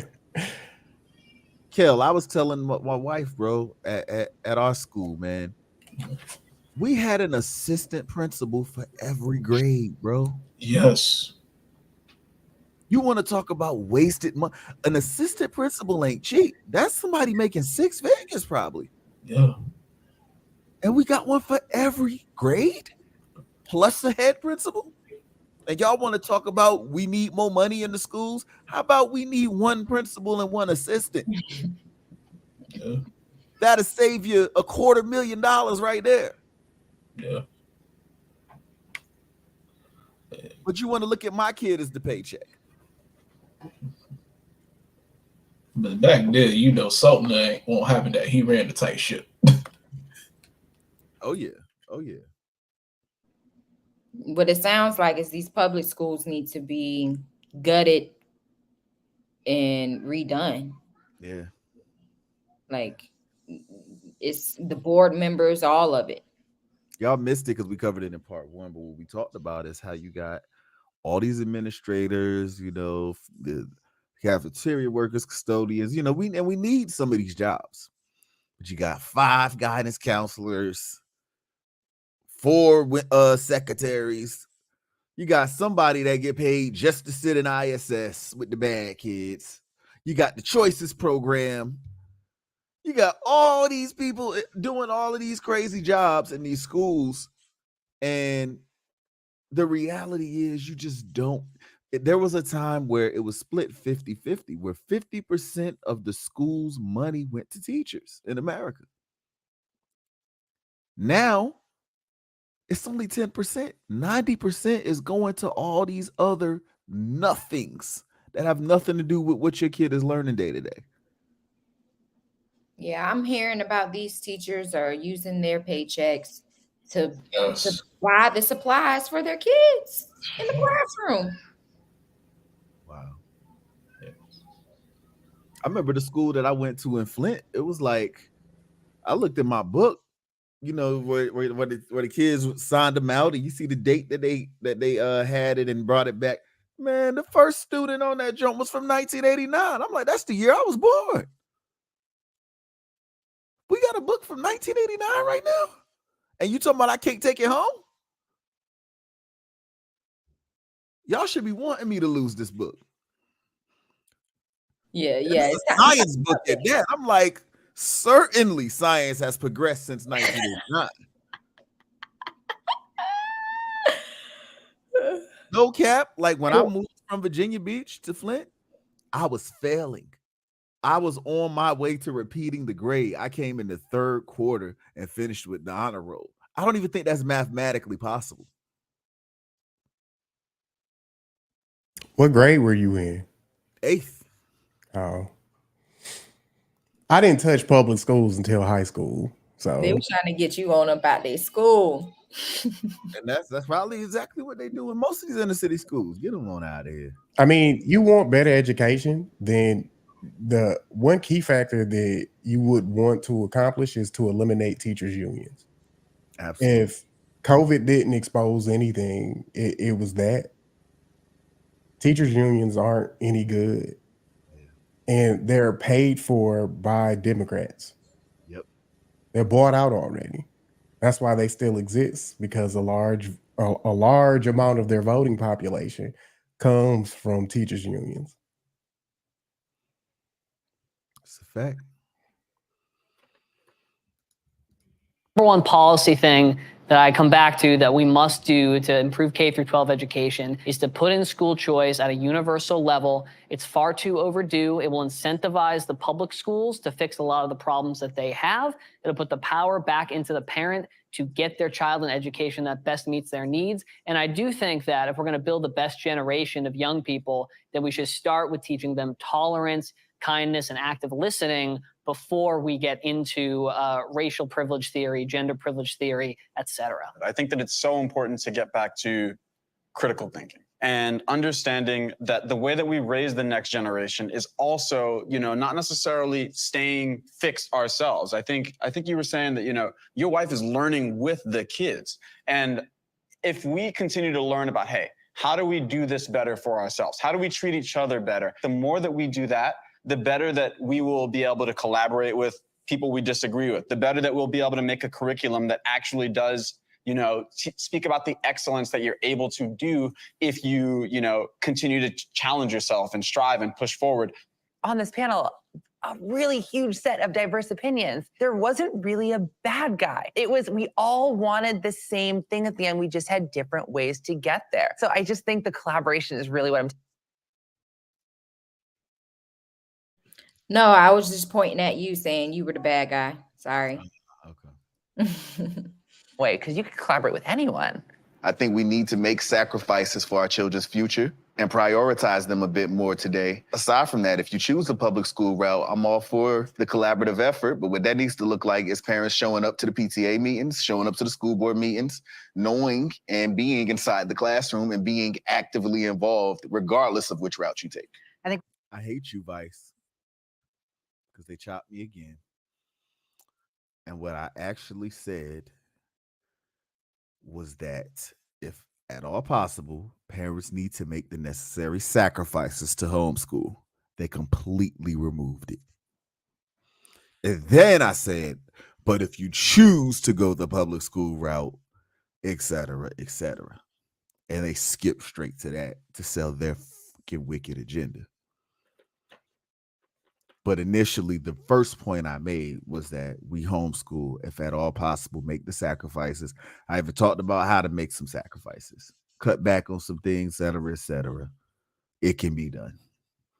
But they don't want that message out there from me. They just want the villain, and they want to use what they can from my mouth to sound like I agree with them.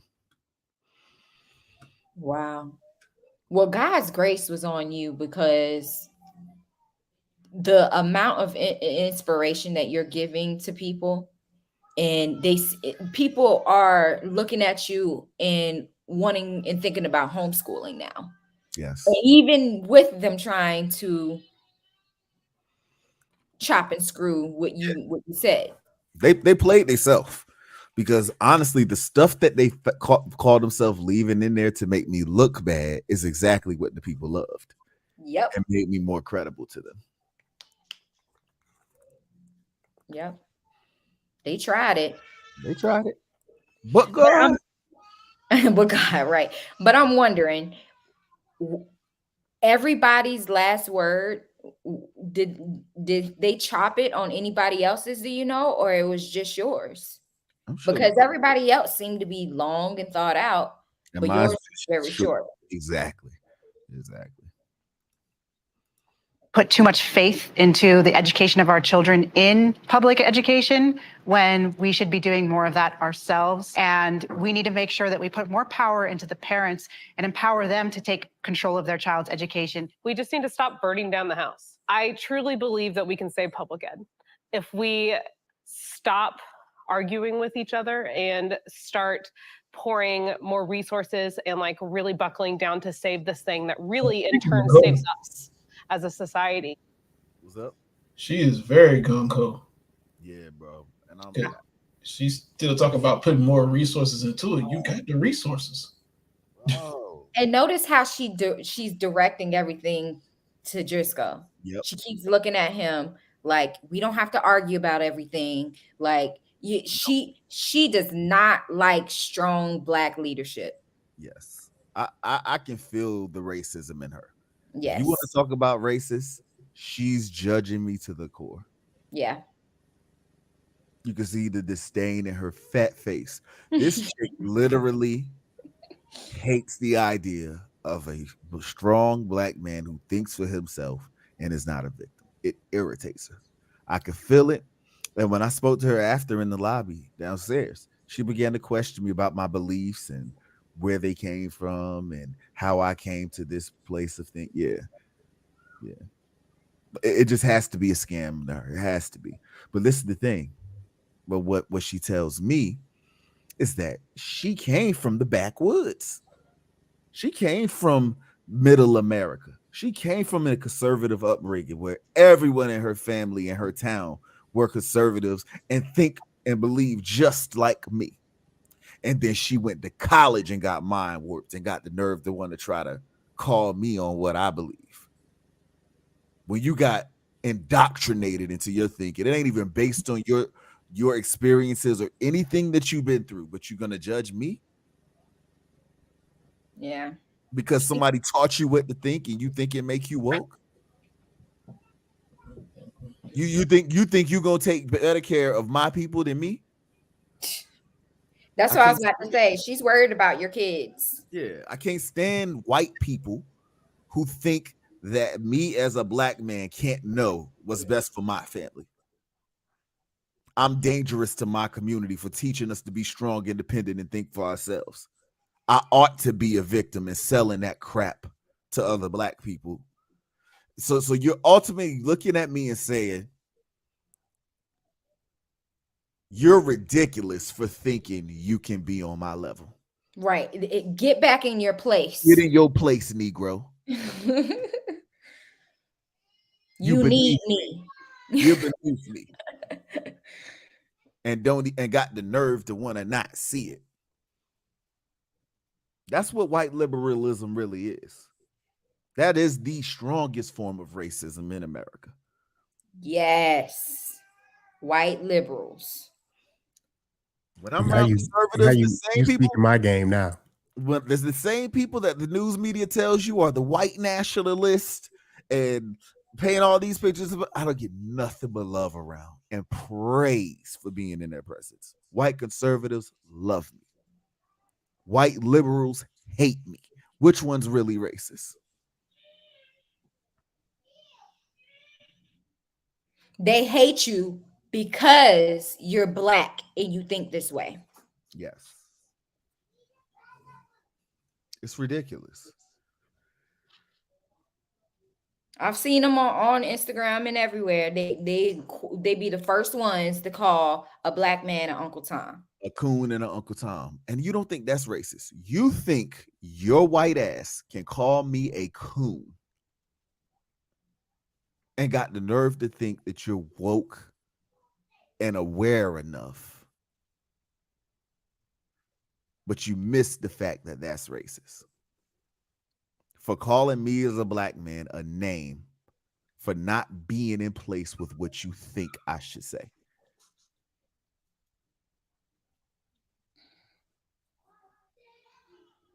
Yep. Okay. Duly noted. We can do it. We just need to stop chasing all of these like boogeymans that we are just like kind of seeing in the media just to polarize everybody and make everybody Look so at the angry. boogeyman Like, shaking his we need head. to stop that. Stop it. Stop it. Yeah, girl, tell him, stop chasing me. Don't discriminate against me. Yeah. Right. When I want to wear lipsticks in front of your kids, so bring them to me. Don't take your kids out my class. But the kids seen this panel and it's like, he got on lipstick. Exactly. Children even know that junk don't make no sense. My 5-year-old's pointing, laughing at him. What's wrong with him? Like you want me to take my kids out your class. Yes. You're gonna end up in jail. They gonna be the whole time like, look. Right? Why you talking like that? You talking like a girl. And you know what's crazy is I end up sending Driscoll a video because I end up watching Matt Walsh's movie, What is a Woman? And the lipstick guy was in there. And he says this certain critique or something, like he called himself the something. I don't remember exactly what he says, but it's kind of like a exposing of his agenda, to where here he's trying to make himself seem like he gives a damn about kids. Right. Exactly. You said you don't remember what he said? I don't remember exactly. He says like a little catchphrase with his phone in the mirror. It's in the whatchamacallit. I can find it real quick. Hold on. Well, you can play this real quick and I'll look for it. And like save what we have, because what we have can be great and we need it. Okay, I think that will do it for us. Thank you all so much for taking your time and for sharing your opinions and being so respectful of each other. Really appreciate the conversation. Thank you. you. We did it. You did it. You passed. Let's go. Now what? We get the awards for best panel, and then we get our picture taken. Excellent. Yay! Oh my gosh, that was amazing. I learned something on the education panel today. I live in somewhat of an echo chamber, so to be able to break free from that, to learn from new people, learn from new perspectives was really honestly a great experience. Critical theory should not replace critical thinking. There's a panelist who believes that, there is a place for critical race theory within our schools. I don't believe that. What I hope for the future of education is we have parents more involved with their children's education and future. Smile fight is like when someone says a point you disagree with, but you can't quite. It's like, yeah, like yeah. I would totally trust my future kids and my current students with you. See, No, you don't have to say the same. You don't have to say the same thing. Okay. I'm glad they put that up there. She's like, I wouldn't trust mine with you, but thanks. Quite agree, but yeah. Strong Ballerina, which time zone is everyone in? It's late here. Yeah, we about to shut it down, family. 2 are in the Eastern time zone, so I know it's super late for them. We are 3 hours behind, thankfully, but out of respect for everybody else, we gonna get it popping. Lady Navoa, Driscoll TV is your husband, Jasmine. Okay. Yes, ma'am. Absolutely. Yes. Yeah. I'll Great find show. the clip if you want me to play it. Okay, one sec. Great show. Ultimately at the end, I did agree with what everybody was saying. It was a good discussion. People in the comments are even saying, like, man, most people on these Vice panels are at each other's neck. They're rude, they're disrespectful, and we weren't. It was very cordial for the most part. I appreciate that. If you've seen at the end where they had us sitting in the back room, that actually happened before filming. They kind of got us warmed up and getting to know each other, icebreaker conversations. They gave us little snacks and coffee. So that was dope. And that allowed us to kind of break our shells a little bit, thankfully, because when I first walked in that room, it's like I said, I seen who else we did the panel with. I was a little concerned. And if you see, I was sitting next to the dude with the lipstick in the back. So, it was very, very, very awkward for a moment. But I definitely got confident after a while that I'm clearly here for a purpose. And thank you, Lady Navoa. That's exactly what we did before we went on Vice. We prayed and got to it. Strong Ballerina, appreciate you again. Just go remain unbothered and professional. Definitely. That was the grace of God. Because I didn't feel that I belonged in that room. I didn't feel like I had the qualifications to even be in that debate. But what I learned is that we're the parents. And in God's eyes, we are who matter. We are a voice. And just because society wants to silence us, he ain't having it. and we got to stand up for our babies. And I'm glad I got to be the one person there representing for parents. I didn't even realize that was going to be the case. So I'm thankful for that opportunity. Yeah, that was the most important voice to hear, honestly. Absolutely. So we're gonna close out. Brother Smitty has something he wanted to show us real quick, and then we're gonna get into our final thoughts. Let me jump back into this real quick.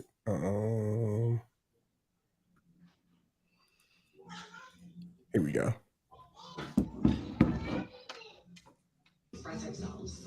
The gender fluid teacher. What do I go by in the classroom? I go by teacher Fambrini. As a queer and trans teacher, I identify Yeah. I'll officially The gender fluid teacher.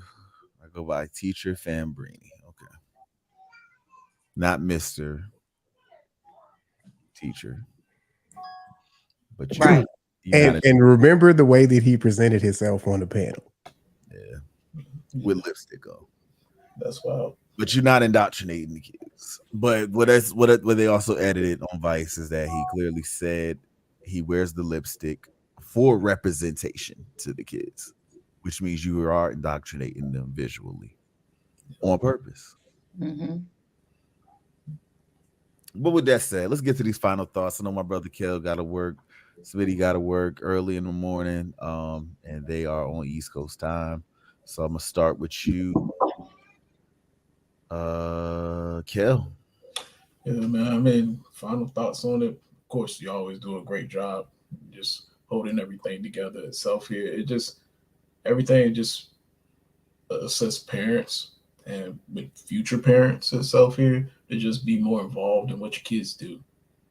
You know, that's it.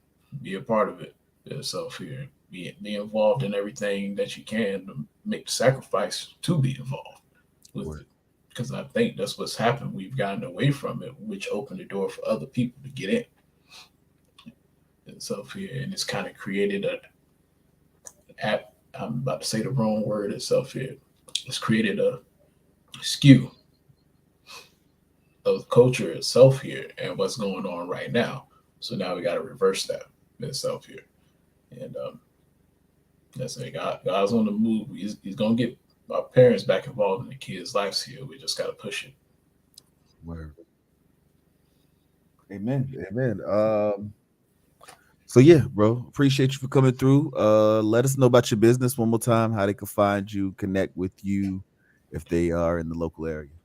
Definitely. So name is Kellen self here.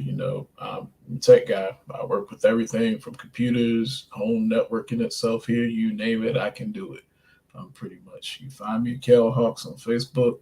My Instagram itself here, Kels _is_ back. And my Twitter is the Ascend 88 itself here. Just reach out to me if you're in the area, the 757 area. I come to you itself here. Or if you need me to take the stuff, I'll work on it and give it right back to you. So that's it.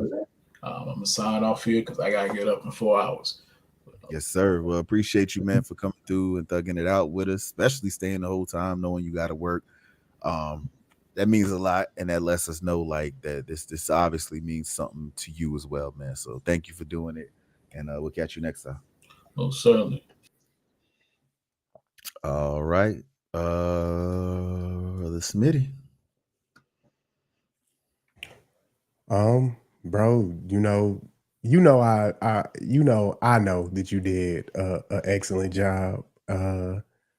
One thing that you portrayed there is freedom, and most people seek safety over freedom, the freedom to think for oneself. People usually do the safe thing and follow the crowd, and you were brave enough to speak your mind on that panel. I appreciate you for what you did. You most definitely spoke for me. And I appreciate you having me here, bro. Amen to that, brother. All right. Well, yeah, man, we appreciate you for coming through. Until next time, we already know that you will go be back in the place, and we'll be connecting with you again. Family values, last but certainly not least. Can I read this really quick? Hey y'all, share this, leave a comment in the comments when this live is done, please. I know I'm not a mod, but let's please grow this 100% platform. This is what it is. This is what is talked about on our male panels. Amen. Thank you. Amen to that. Appreciate that. But I actually, Driscoll, I would love for you to play the video that I sent you on Instagram. That'll definitely wrap up my thoughts on all of this. Okay, let me try to pull that up. Okay, but like Smitty said, you spoke for him, you spoke for me, you spoke for millions of parents across this country that are really struggling with what's going on in these schools, and they feel like they're not being heard. And you got on there and it was like a sword. I always say you have a sword on your tongue, and people can't help but to hear the truth when you speak. So I'm just so grateful that God used you in that way. And I'm just excited to see what else God does for you, because he's got big plans for what he's about to do with your life and changing this culture. Can you send me that video through Messenger? Sure. And thank you. I definitely appreciate that. Strong Ballerina said, "Good night, Queen Jasmine. I love listening." Good night. Lady Navoa said, "Now we have it. Help it grow, please, and thank you. Family values 100. They are growing 100%. This is only the beginning." Thank you. Tell always, Jay, I love what you do. Now I'm learning more about you. Didn't know you guys were the couple. Keep going on the top. That's what's up, Lady Navoa. That's crazy that still is not known. I thought this was common knowledge by now in the Yeah. YouTube. So I don't know. We gotta change that. Maybe we gotta do more stuff together again. Yeah, probably. I thought we were doing a lot, but maybe not enough anymore. Nah, we don't do nothing no more. Yeah. So, Lady Novea, you followed Driscoll as well and didn't know we were together, or you just? She probably seen me fighting on podcast page. Oh, okay. Okay. So can you please play the video? Okay, here we go. I got it coming up now. Just need to share.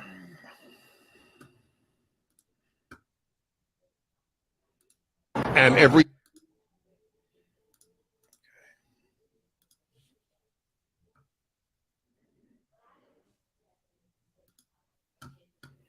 She said, "Well, as you can see, I'm not all up in it in the business." Oh, it just moved, and I wasn't paying attention. Oh, okay, you good? You good? Yeah, I'm the same way. Mm-hmm. How you feel about male doctors examining young female patients and young male patients being examined by female doctors? You can answer that question real quick, Jazz, before we get out of here if you want. I don't like male doctors at all unless my husband is with me. So I prefer female doctors with my boys and my girls. Amen. And for me.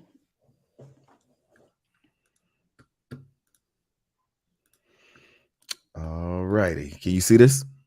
Yes. And or listening to this should know, every cult and every totalitarian tyranny begins with one thing: the removal of parental authority. That's right. That's right. The Hitler Youth, the communist youth, the Komsomol, that's what they do. Your parents are inconsequential. Right. We are consequential. That's right. And the left, not liberals, but liberals are so naive they go along with the left. But it's the left. The left knows it cannot win if parents have authority. Right. And that's what terrifies them the most. Yeah. Yeah, I think it's important that we recognize what's happening. We are, it's like they're blinding us and using LGBTQ for the actual agenda, and that's to take our rights away. Because we see in this trans movement, they're saying that kids can get transitioned without their parents' permission, and that parents are getting in trouble for not aiding and saying, you know, you're a girl when you're a boy. Yep. And then these teachers are teaching students and the kids to, hey, you can come to me. You, if you can't trust your parents, talk to me.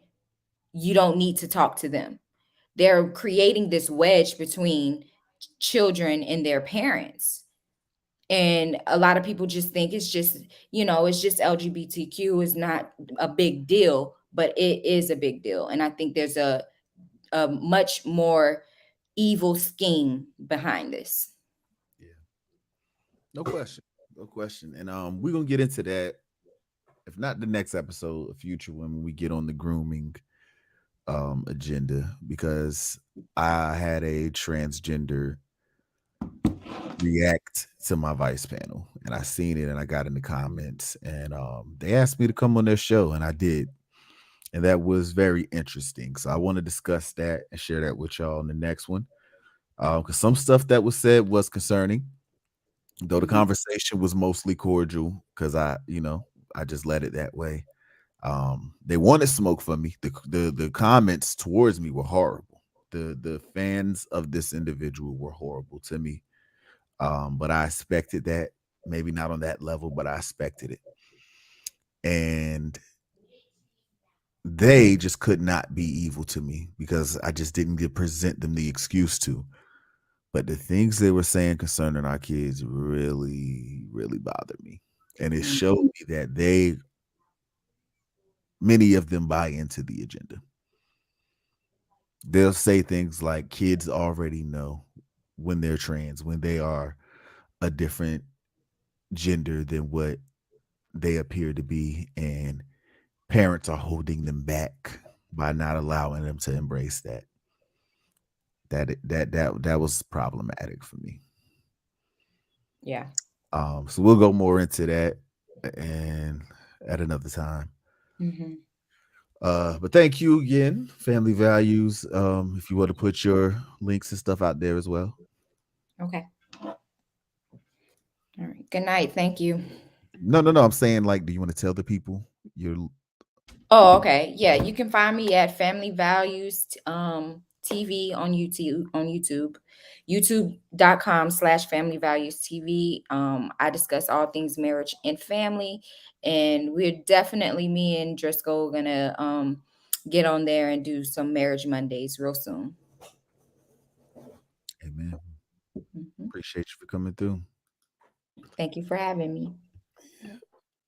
And with that said, it has been another amazing show. I thank each and every one of you who decided to drop in, and especially those who stayed the entire time.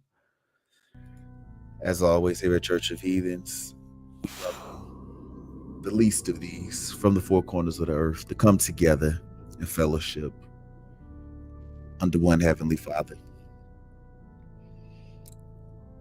It is only by His grace that I'm able to do this or any of my endeavors. Don't look at me as a great man, because I'm not. I am a true form heathen who is dead in my flesh, just operating by His Spirit. If you would have known me before, you wouldn't believe it.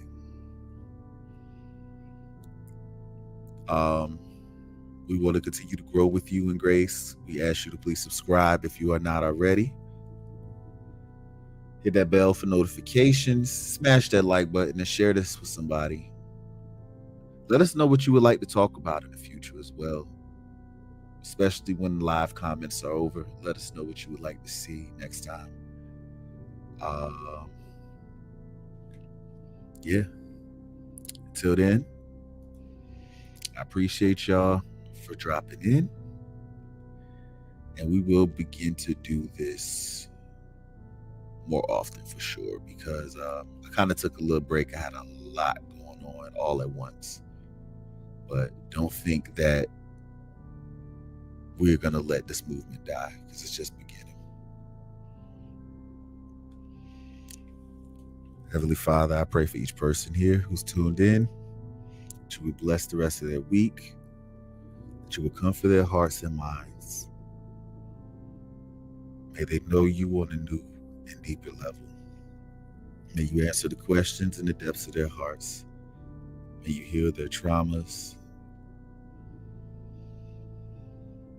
May you lead them and guide them in all of their ways. In Jesus' name. Give their lives deeper meaning, deeper purpose, and understanding of what it is that you created them to do and be, to leave a lasting impact on this earth. In Jesus' name, we pray. Amen. If you can only look beyond the surface and see the purpose. Look beyond the surface. I never told the world that I was perfect, but God is working. Come on.